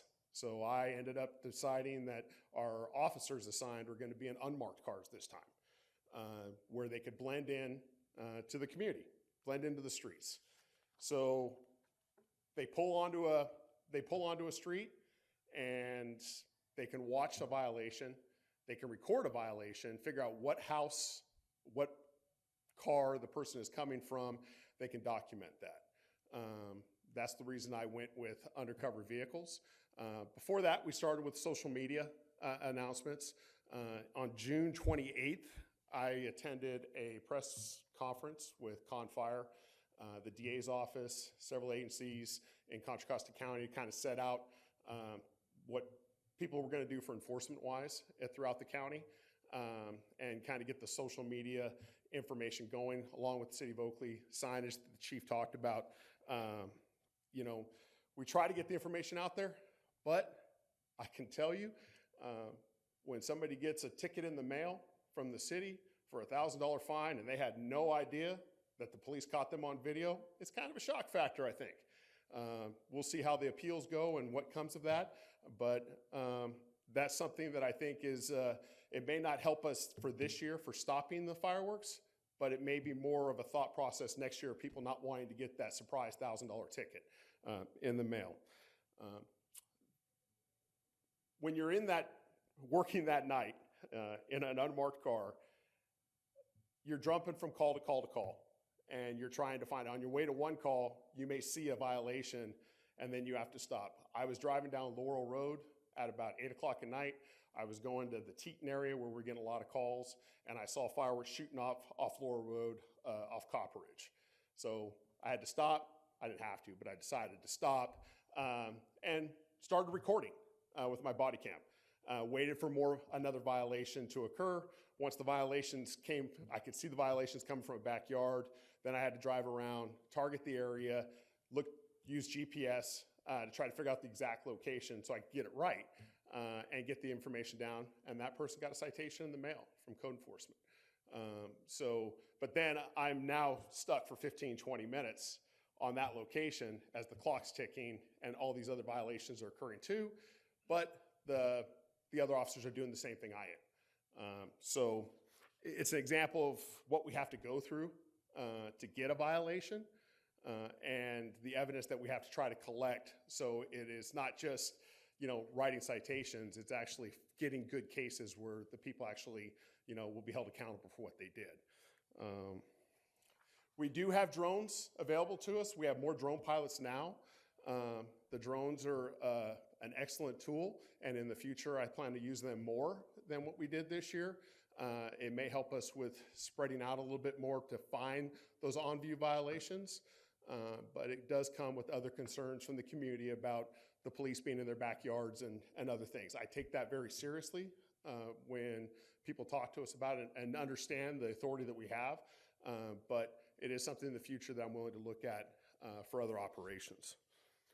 We do have our special services team up and running. They worked during these events. The nice thing about that is they were already working, so it's not overtime. They're used to driving in undercover vehicles, and they were used to the consistency of every night. They didn't have to learn what we were doing that night because they were there every night. So that's why it's nice having the SST, the Special Services Team members there and interacting with the other officers to kind of show them how to deal with it. But I did find that the vast majority of the violations occurred on the 4th of July. And that's something that we'll be looking at for future events. So what we did is we issued 14 citations. When we issue a citation, it gets vetted through the operations commander, which is me, and code enforcement. We both sit down together. We look at all the evidence we have. We look at video if we have it. We look at statements if we have those. And we determine if we have a case that's suitable to be sent out for somebody to be fined. We don't take it lightly. Each one of us has equal veto power, where we could say, no, there's not enough in this case. In this case, we found that all 14 of them were acceptable to us, and all 14 got sent violations in the mail, which was up from last year, which we had 7, and 6 ended up being viable for us. But again, my hope is that the following year, maybe we'll see a little bit of a decrease. I can only hope. These are some of the locations that we actually got throughout the city. Map is what I put for red are the citations. Black is the calls for service for fireworks, and that's for this year.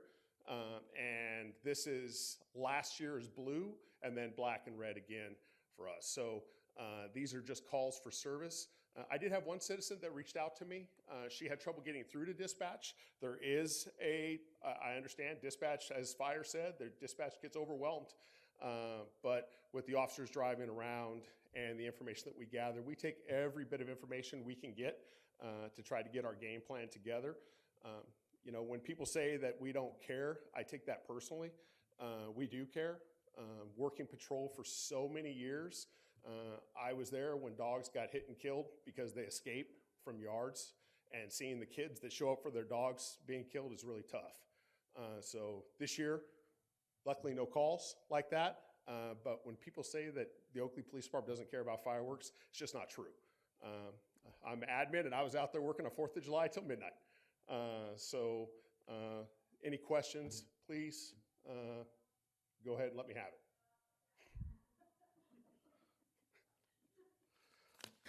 Okay, I'm good. No. No, these buttons lit up. Don't you worry. You got people to talk to. Councilmember Fuller. Yes, is the map that you showed on the enforcement on July 4th? Yes.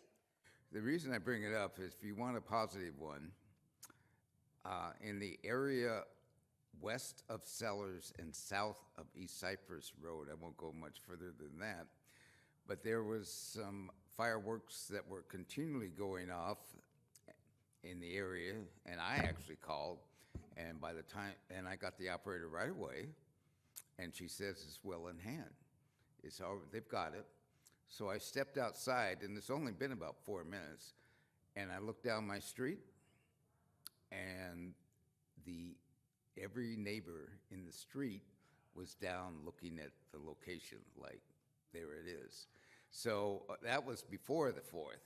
So if you notice East Cypress down south and west of Sellers, there aren't a whole lot of little circles on July 4th. And the reason is it was kind of quiet over there. So I appreciate that. We like quiet, sir.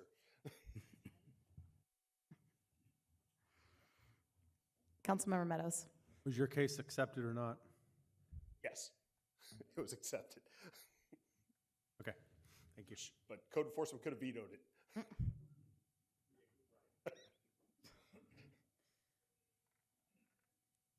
Vice Mayor Shaw. So using the unmarked cars, super awesome, great idea, very proud. How limited are we on those, though, if we, like you were talking about wanting to maybe, a lot of the violations happened on July 4th, and how are you going to kind of expand on that? We're more limited, right, with the unmarked? We're limited. We're not really limited. I mean, we can blend into the community better. We do have a lot of unmarked vehicles. We add admin vehicles, detectives, our special services team are unmarked trucks. So we have that ability.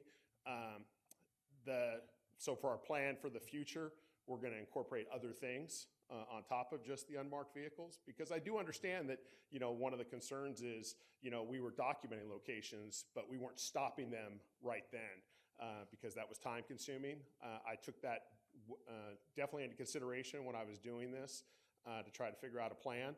And like I said, every year we go back and debrief this and try to come up with ideas. And we're more than welcome to take any advice or any kind of guidance anybody gives us in the community, anything to help this, we're wide open for it. I just think you guys did a great job. So very proud that you found something that worked, and I have faith that you'll continue to do that. Thank you. Yeah, I mean, I know I got many calls that night. I was actually not in Oakley. I was unfortunately with my child at a hospital, but I got a lot of calls and they could not get through. However, I was getting mixed texts, right? Some people were like, oh my God, it's so good this year. And then other people were like, I can't get through. Can you get somebody? So I think it's the correct call that you're not stopping it. That's happening right there, because it's only going to stop it right there. But I think if you're sending out these citations, I know we want the fireworks activity to lessen, but I think the only way we do that is by the citations going up like exponentially, right? I mean, I think that's the only way, right? We don't speed because we're afraid of getting a speeding ticket in general.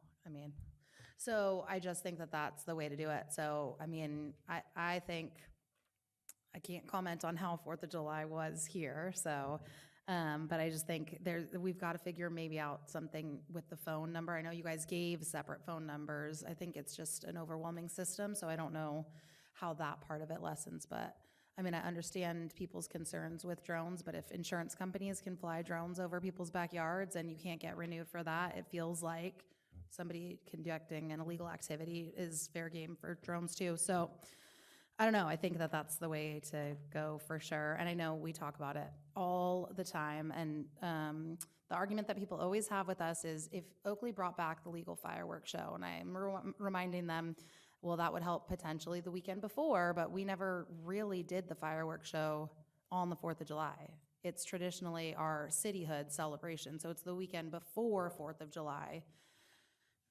But I would love if we could start having some conversations. You guys had asked us, there's no place to safely hold this. I would love if at least whenever we're getting these reports and stuff, if we can start thinking about, could there be a way to bring that back safely?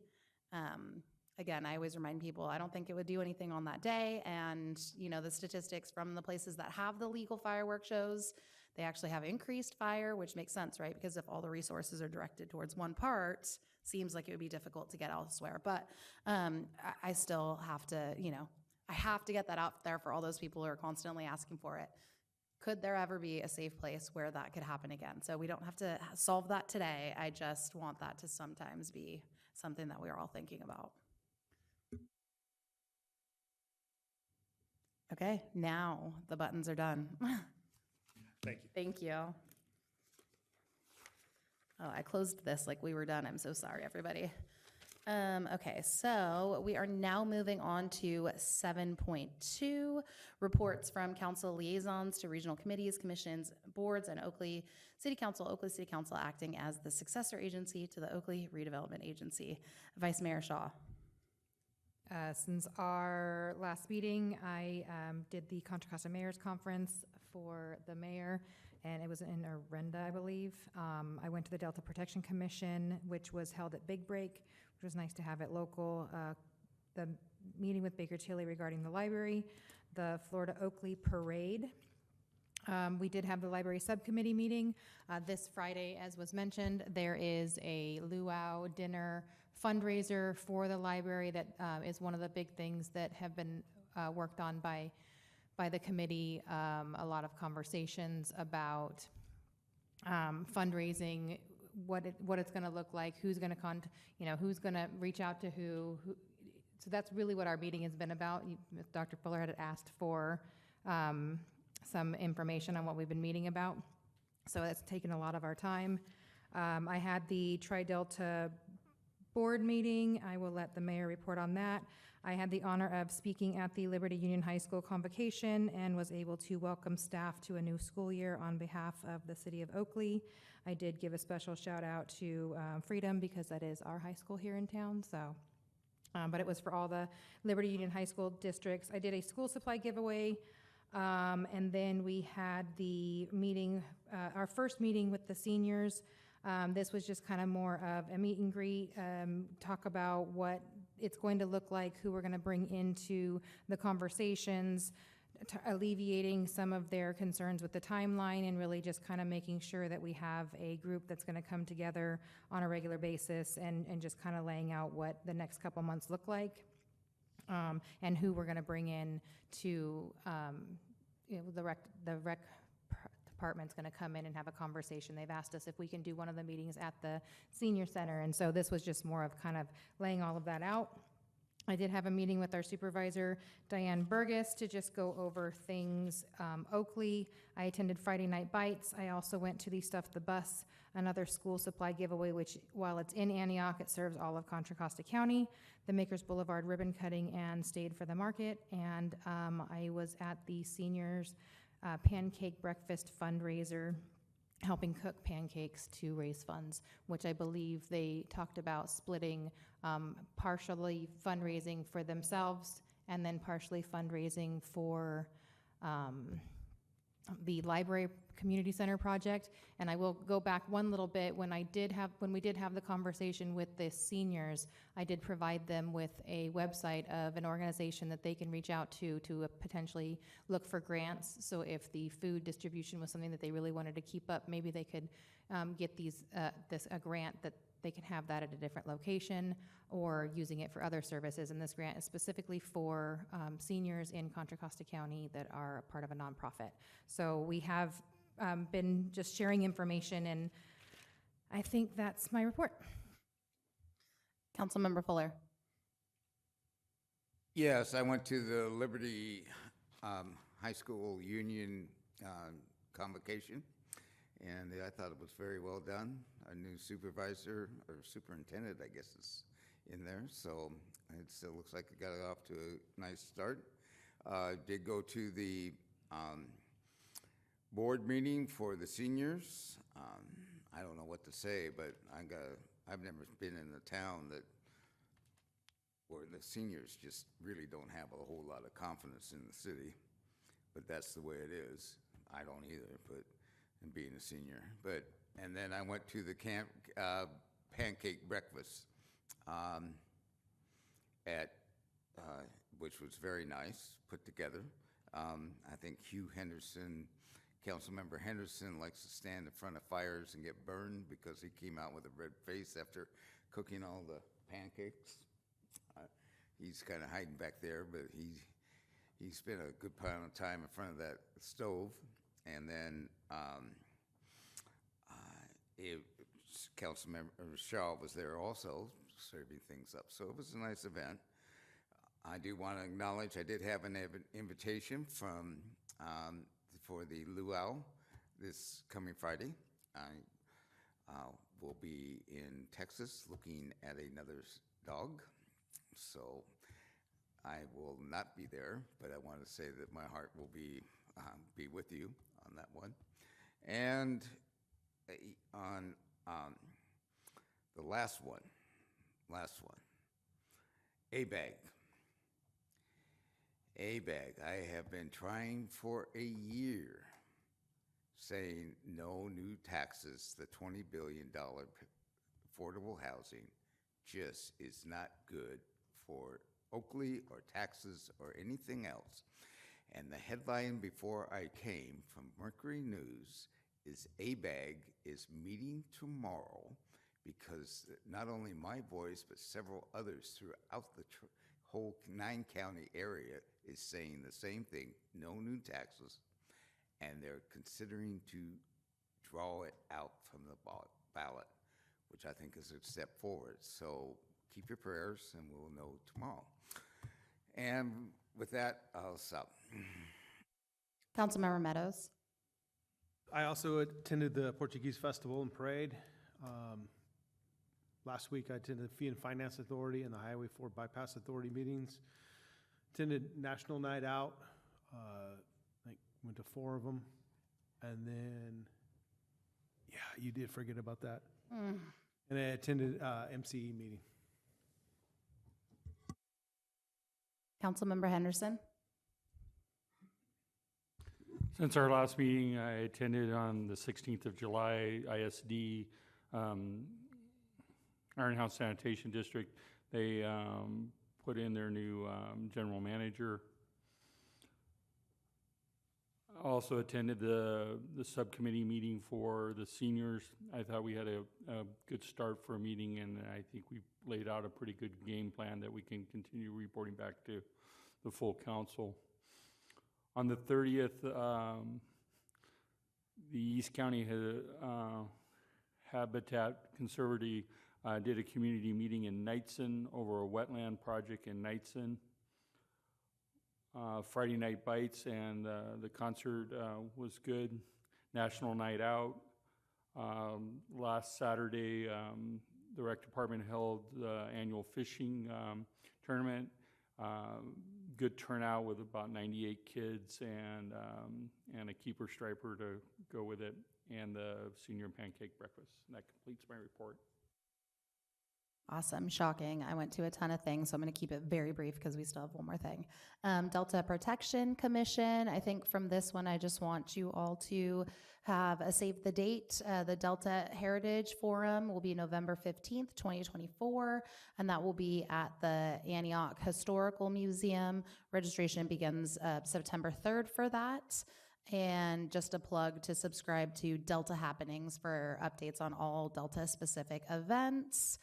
Let's see, we did a ton on that one. I went to the Florida Oakley Parade, library's stakeholder meeting. There was fundraising updates from county nonprofits supporting. We also had a follow-up meeting with Supervisor Burgess. Tri-Delta Transit, I guess I'll report a little bit because Vice Mayor Shaw put me on the hook for that one. So just important to know that ridership is at 72% of the pre-pandemic levels, which is a huge increase, and weekends is actually 88%. And their fixed routes are up 14%. ADA senior paratransit is up 10%, and Try My Ride is up 46%. We talked a lot about increasing grant application submissions, the transition to hydrogen fuel cell buses. And the one thing that we did talk about is that there are still windows being shot out with BB guns. It is a much slower pace. I reported on that, I think, a year ago. We were lucky back then to be the only city that hasn't had it happen to them, and we still don't. The most recent 2 were in June. One was in Brentwood, one was in Antioch. We did have a discussion regarding PLAs and if Tri-Delta Transit should take that on, so their staff is bringing that back. We had a Delta 6 meeting, which is where we all the 3 cities meet plus the county to have conversations about all the different regional measures that we should have. another kind of save the date. They're at the California Site Selectors Conference. We were chosen out to be for that event to happen in California. So each city is going to identify 3 to 4 sites to talk about economic development options. Mayor's Conference, we had a program from the Family Justice Center. I met with the residents from the Oaks just to have another conversation so that we're all sort of on the same page from a bunch of different areas. And I attended National Night Out. I think I attended 6 of them by the end, so I was very tired, but they were really great. I'm really glad we had them. And I think that's everything. All right. Okay, requests for future agendas. Councilmember Meadows.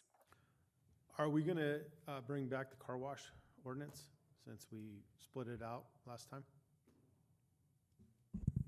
So at the last meeting when that zoning text amendment was discussed, we didn't get direction, but if there's direction from the city council to bring it back as a separate standalone to have that discussion, we are happy to do that. Okay with that. And I'll second it.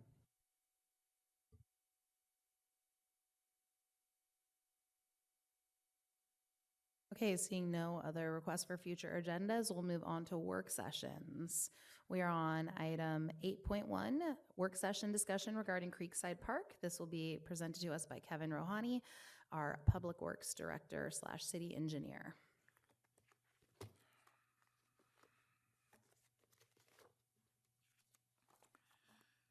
Mayor Williams, Vice Mayor Shaw, members of the council, I'm pleased to present you a very brief report about Creekside Park. In this work session, this was requested by Dr. Fuller.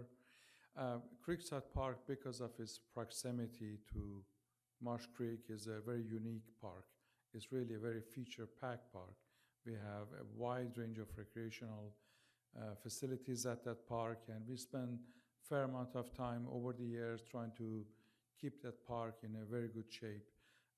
In preparation for this meeting, as you see in the exhibit in your packet, we kind of went back and categorized each of the various features we've done and enhancements that we have done over the years, which are ongoing. The work that we do maintaining our parks is not a 1 month, 1 year affair, continues. This is just a snapshot of all the improvements that we have done at this park. And this park is very popular. Some of its most popular feature that we get requests from the public and we spend, again, time on it is the sporting fields, the splash hat, playground, the picnic area. It is extremely popular. We have enhanced it with very nice barbecue, sit-down area. Those are reserved all weekends, even during the weekdays. Again, very popular park, and just the layout of it by the creek, it just has a very nice feel to it. It's next to the community garden and really has recreational facilities for all folks, young, old, any level of interest. Again, I don't go through all of the line by line on all the improvements that we've done, but just want to let you know this work is ongoing. We plan later this fall, as a part of our continuing improvements, we will be doing some enhancement to resurface the basketball court and the skate park area. We resurface them.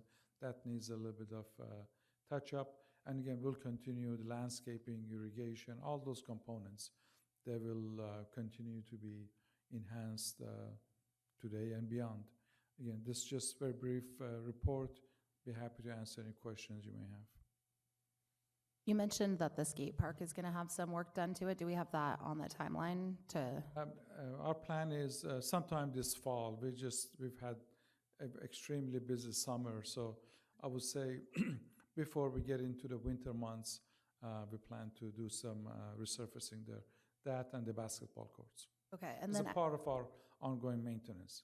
And then I have a question about the community garden.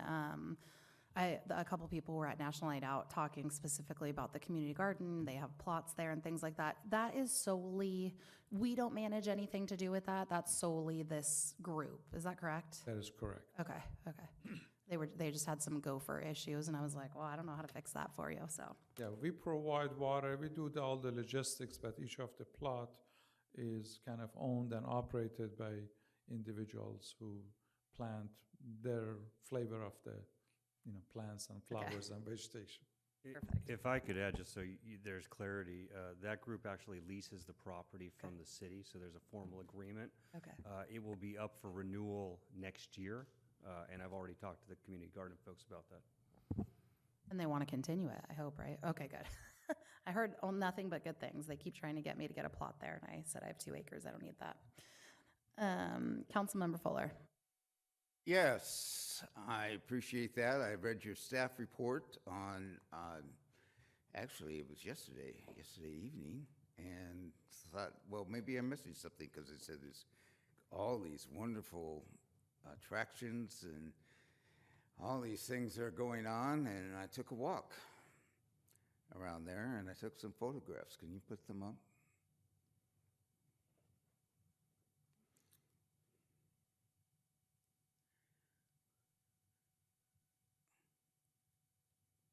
What is that? Those are the bocce ball courts. So what kind of surface are they playing bocce ball on? We use, in fact, we have in the exhibit, we resurface it with oyster shells. Well, the images I see of bocce courts have a nice grass growing around it and growing on it and an area to go, and actually it's a social area, so I don't see any shade really there. Maybe I'm missing something, but and a place for the the old codgers and people to gather around and chew the fat or gossip. In other words, if you come, there's just the benches there, and the surface. Well, I wasn't impressed. Can you show me the next one? The community garden. I see that people are using it. I see a lot of empty space. Next slide. What is this?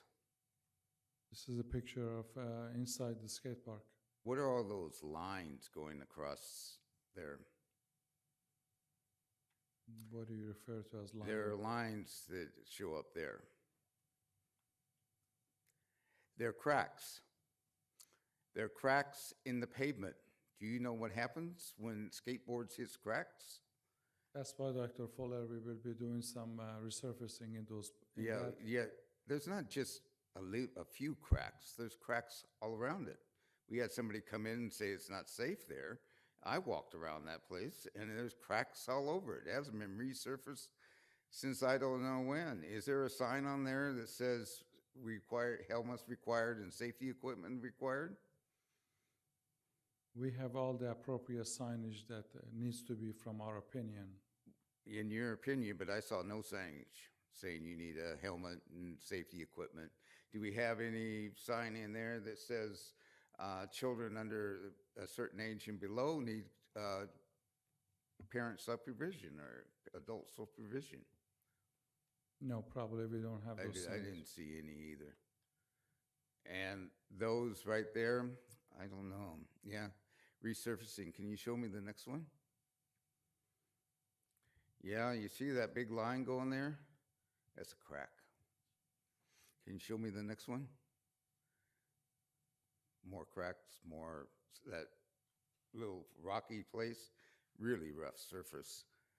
Next slide, please. There you can see the cracks a little bit better. You catch a wheel in there on a skateboard, you're going to dump the person that's on it. Next slide, please. And there's one a little bit better. Next slide, please. And next one. And next one. What's that? This is the shade cover over the picnic area. Okay, is there any reason why the tables are kind of bending down at the end and the seats are bending down at the end?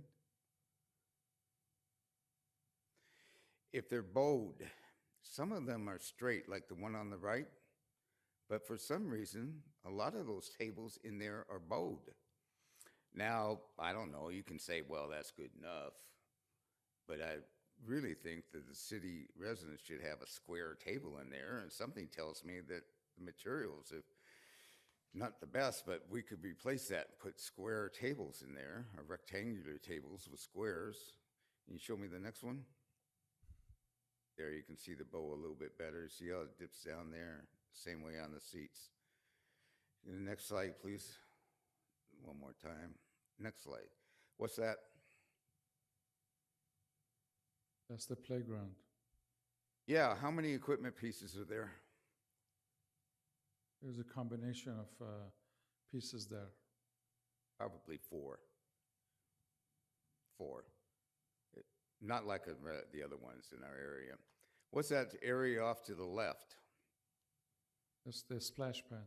Next slide, please. Has this splash area seen water lately? Yes, this has been in service all summer. I didn't see any water running. I didn't see any place to turn on the water. What's that white stuff that's showing through?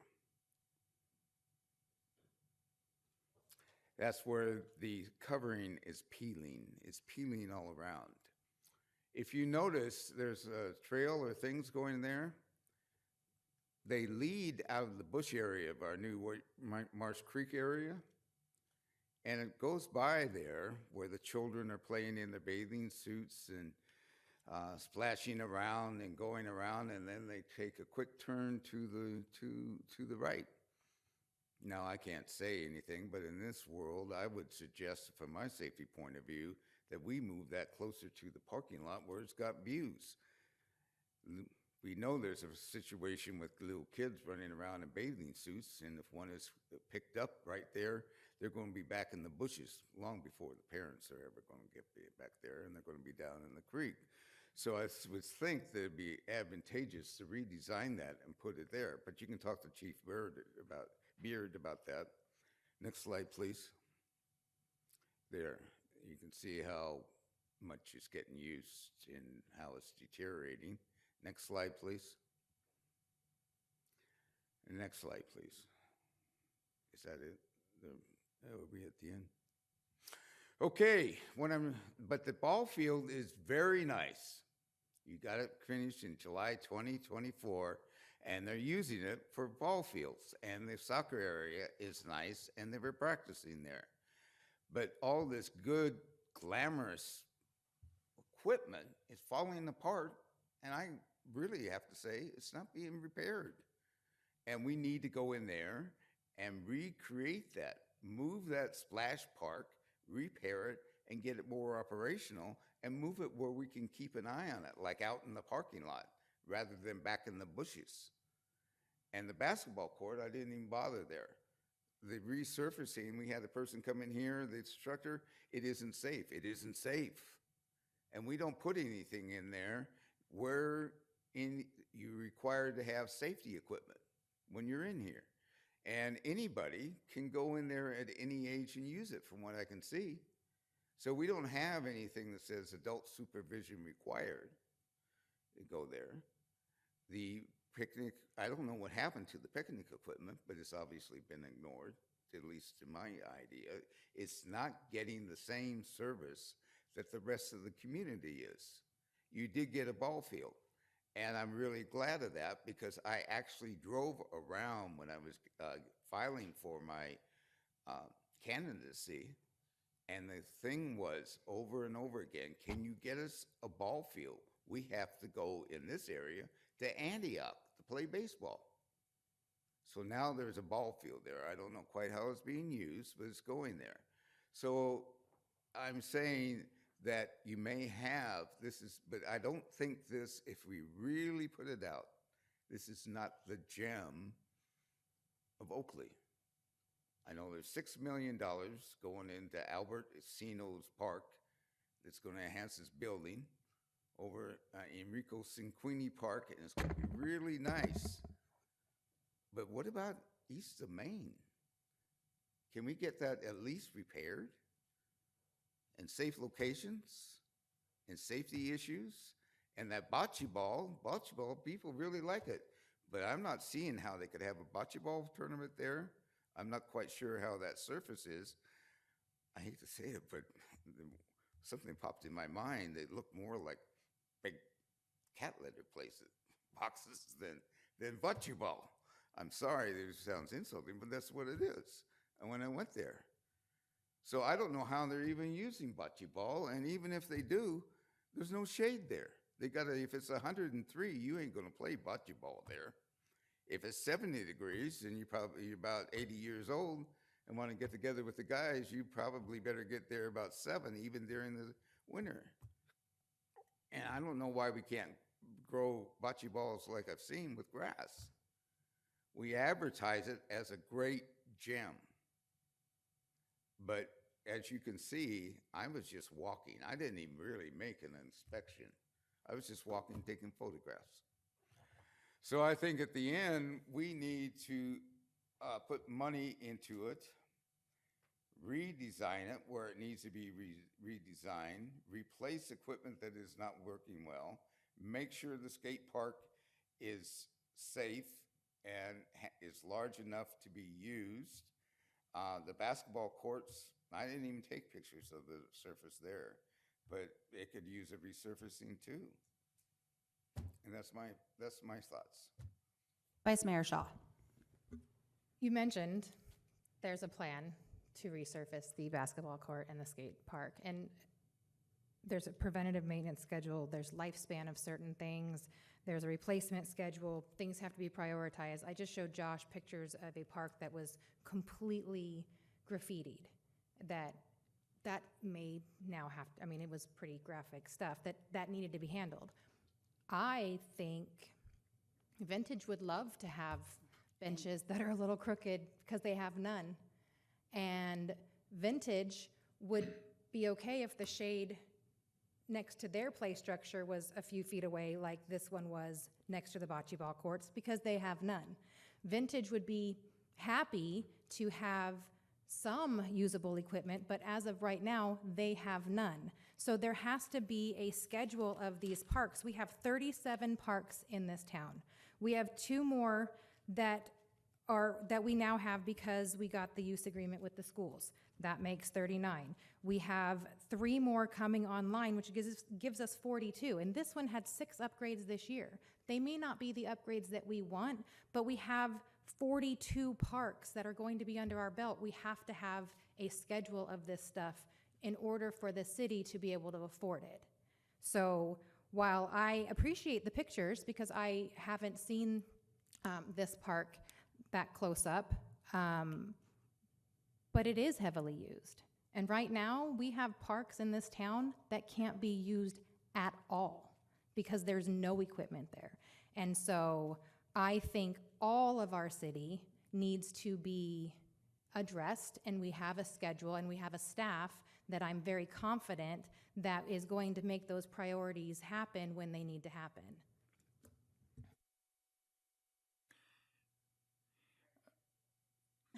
It's okay. Mr. Rahani. Yes, Mayor, if I may address a number of items that Dr. Fuller brought up. First and foremost, let's talk about bocce, the bocce ball courts. We put oyster shells. This is what's designed for bocce balls. To the best of my knowledge, the only bocce balls sanctioned or otherwise that have covers on them, there are private facilities. One of them is in Los Gatos, Campo de Bocce, and the other one is Livermore. These are indoor facilities. I'm not aware of any bocce ball courts that have shades on them and you go play bocce ball under those. Bocce balls is an outdoor game. It's under the elements, sun, rain, what have yous. So that's on the bocce ball. Regarding the pictures and the cracks that you mentioned, as I said, this is a part of maintenance. When we resurface them, it's like a street. We will crack, fill, prep it, and then the basketball court and the skate park will get resurfaced. We have never claimed, I know a few sessions ago, a few folks came and they said in New York there are world-class, skate parks and this sucks and that and this and that. We have never claimed that our skate park is a world-class skate park. If you want a world-class skate park, that's going to cost about $500,000 on that site. And if you want to cut budget from somewhere else, and if that's what the wishes of the council, I'll go build you a world-class skate park. But this is not a world-class skate park. This is a modular skate park, has been there for a number of years. We've kept it up with the resources and with the current structure that's out there. This area gets, this courts, the skate park gets vandalized on a regular basis. If you, in your walks, you probably have seen, and there's plenty of pictures I can share with you, what people do to the skate park. Regarding the picnic benches, these are all concrete benches, and I'll be happy to, the curvature that you say in the park, in the benches, I'll look into it and report back why, at least in those pictures, those benches seems to have a curvature in them. These are concrete, we buy them. We use the same model for all of our parks. So I'll be happy to investigate that further. Regarding the splash pad, like anything else, has resurfacing. There's a material, there is a plastic rubber that we seal coated to make it durable. To your notion that you feel this needs to be moved to the redesign completely and moved to the other side of the park, this is how this park was designed. Again, there's a matter of opinion whether one feels that this is the exact good location or it is not, but this has worked for this park. We have had no complaint from anybody about the splash pad. Right now, as we speak, we have 2 splash pads in the city. One is right here, the other one is at next to the dog park at Non-Wilson Park. And our 3rd splash pad, which is going to be a new model, is going to be at the Enrique Sanquini Park. That has, by the way, has nothing to do with Sino. Sino happens to be building homes around it. They're actually paying $2+ million towards that park. So we're not building that park because of Sino or anybody associated with their operation. As far as maintenance, our team, our public works team, we pay attention to all of our parks. We've never, and if anybody tells me that you service this park more than this park or you pay more attention, that is not true. Our team and our contractors, we have near 40 parks in this town. Up and down, left and right, we service them. They all have different features. This park, as I said, is unique because if you look at all the components and all the features this park has, I don't have another park in the city with this many features. To have this splash pad and have a bocce. Yes, we have parks, have a playground, have a turf, stuff like that, have a picnic area, but nothing as full featured like this. Like any infrastructure, as it ages, we constantly maintain it, we upgrade it, whether it's the playground, it's like all of our service. We take pride, I always say, one of the major attractions of Oakley is our parks. People come here, live here to enjoy these parks. And again, we take a lot of pride to keep these parks in excellent condition, far better than any other city in these parts. So, I mean, that's just facts. I'll leave the decision to you. I will definitely look into the curved benches, at least what's perceived in the picture, maybe in the picture, but that something doesn't look right. Those benches, I've never seen them curved, but we'll look into it. I'll report back to you. Well, I'm not surprised with your reaction, Mr. Rouhani, and what I hear you saying. Sorry. Hey, you know what? Everybody else is speaking out. No, I thought that's what work sessions were all about. Right. Oh, right. You deferred it all. We'll talk about all of them. I will have a PRA that you will not like.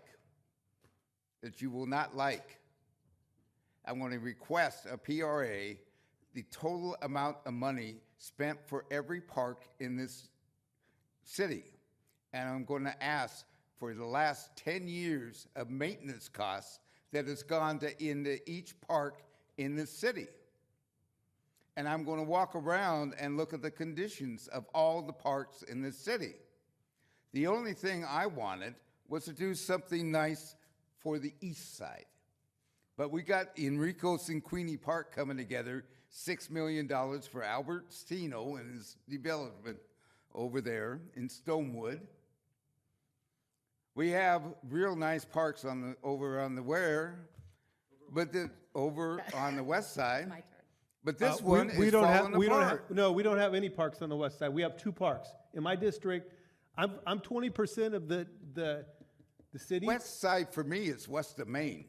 Well, west side, if you're talking west side, that's the west side of the city. Well, I'm talking west side because I There's live 2 on the parks west on the side west of Maine. side. So if I call it the west side, it's the west side of Maine. You can call it whatever you want to call it. But and I'm not surprised. Well, we aren't going to do it. We got to give it to all the other parts and everything. I will also start research on the safety of what people say about it. And I don't have any problems going to other experts and looking at it. But right now is kind of a disaster area. Mhm. And I think Can it you needs please to be pull up brought the up to slide speed. that had the all of the improvements that were done? Can you pull that slide up?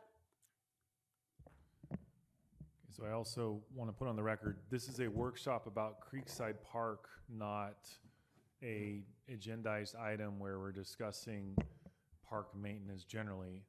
Thank you. And I say that because, you judge this by the public. If the public would have known that we were going to be talking about park maintenance throughout the city generally, perhaps there would have been others who are still watching this. So I just want to be clear, we need to talk about Creekside Park. Thank you. Creekside Park on Thank the you. agenda. Okay, so here you have a schedule of when all the maintenance has been done in each of these different areas, right? That's correct. Okay, so when was the last time? It looks like the splash pad has never had a resurfacing, right? It just looks like in 2019 there was damaged parts that were replaced, right? Yes. I recall about 5 years ago or so ago, we did some resurfacing at the splash pad. Okay. What do you think the average lifespan is for? Those are about 10 years. Did I miss something? And again, it's a part of the maintenance to do same thing at, for instance, at the playground. Some of our playgrounds have a more harder surface. Some of them have engineered fiber. We replace those, replenish them, especially on a park like this every year to make sure, because we have to meet special cushioning from the playground. Kids who play and let's say on a swing, if they fall down, there are thresholds. It's not just haphazardly, we go throw some bark in there and call it good. I mean, there's a method to it. And then is this a typical, I know we're focusing on just Creekside Park, but is this kind of a typical maintenance? I feel like this is a very large park, so I would imagine it's potentially you're having to do a lot more maintenance just because there's more parts to it. But is this sort of the typical cadence? I would say so. Again, we have the landscaping is done every week, mowing the grass, taking care of the bushes, irrigation. That's a weekly. Picking up trash is on a daily basis. Servicing the restroom, the water fountain. We just replaced the water fountain. Those are done on a daily basis.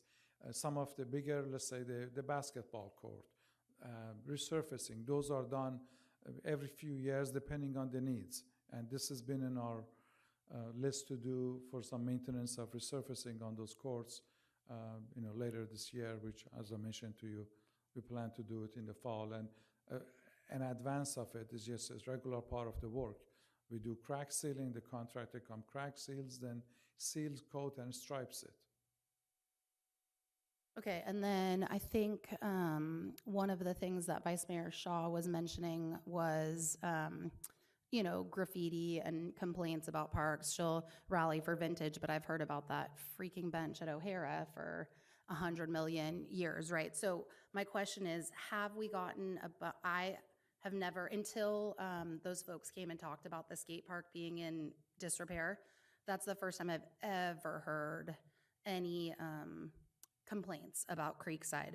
So on either our app or through any of that process, have we been getting, complaints from our residents that it's not well taken care of, that there's more things needed? Have we gotten much in the way of that?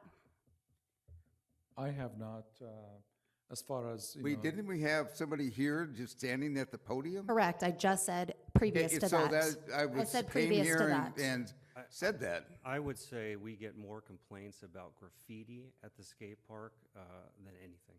Okay. But people haven't been complaining about shade, about benches. We haven't gotten repair requests. Okay. in Okay. fact, Mayor, if I may, again, a few months ago when folks came and they were comparing this park to New York Park and the skate park, literally 2-3 days later, that the whole skate park was graffitied. We go there one morning, I mean, it was ugly.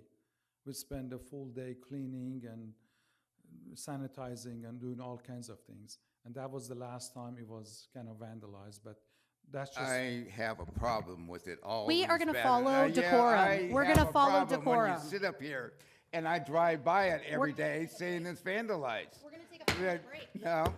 5-minute You break. sit up here and say, oh, this is great. And I'll pound the gavel because we don't want to give money there. You got to purchase here.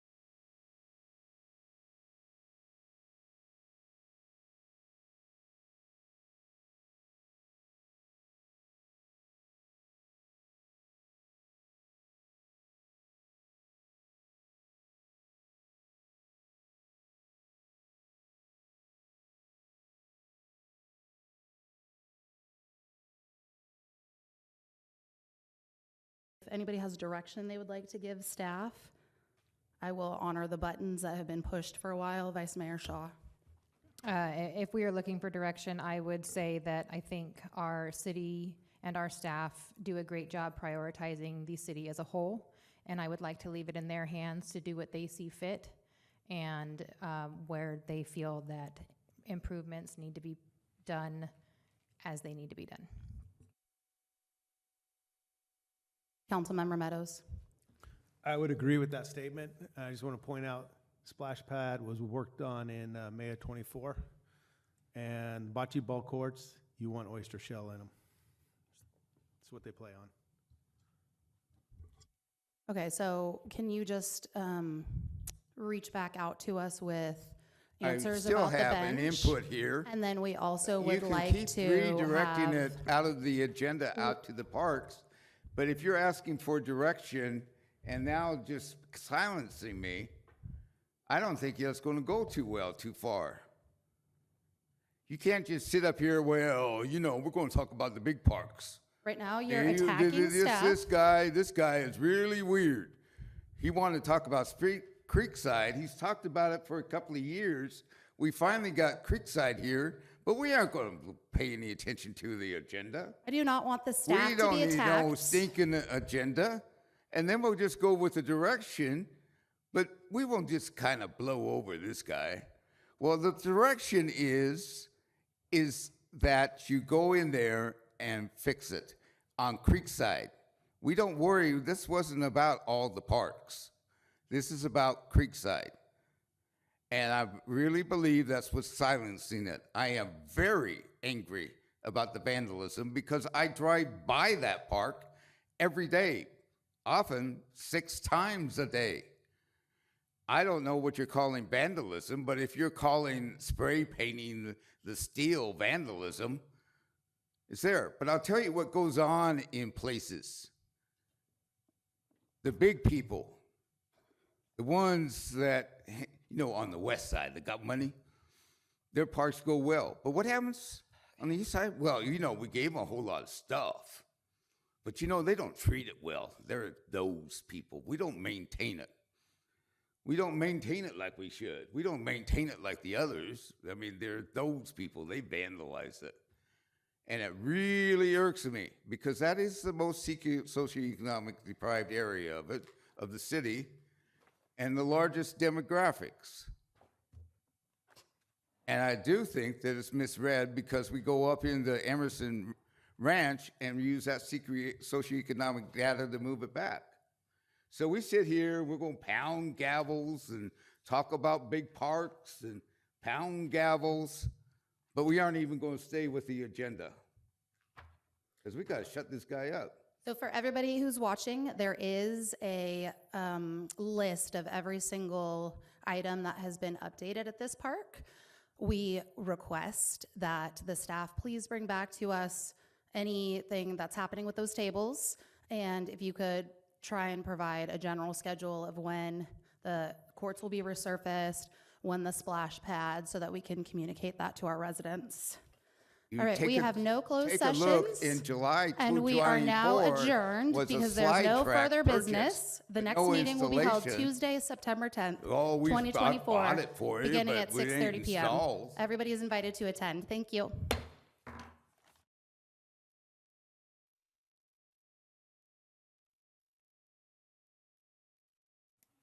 Yeah.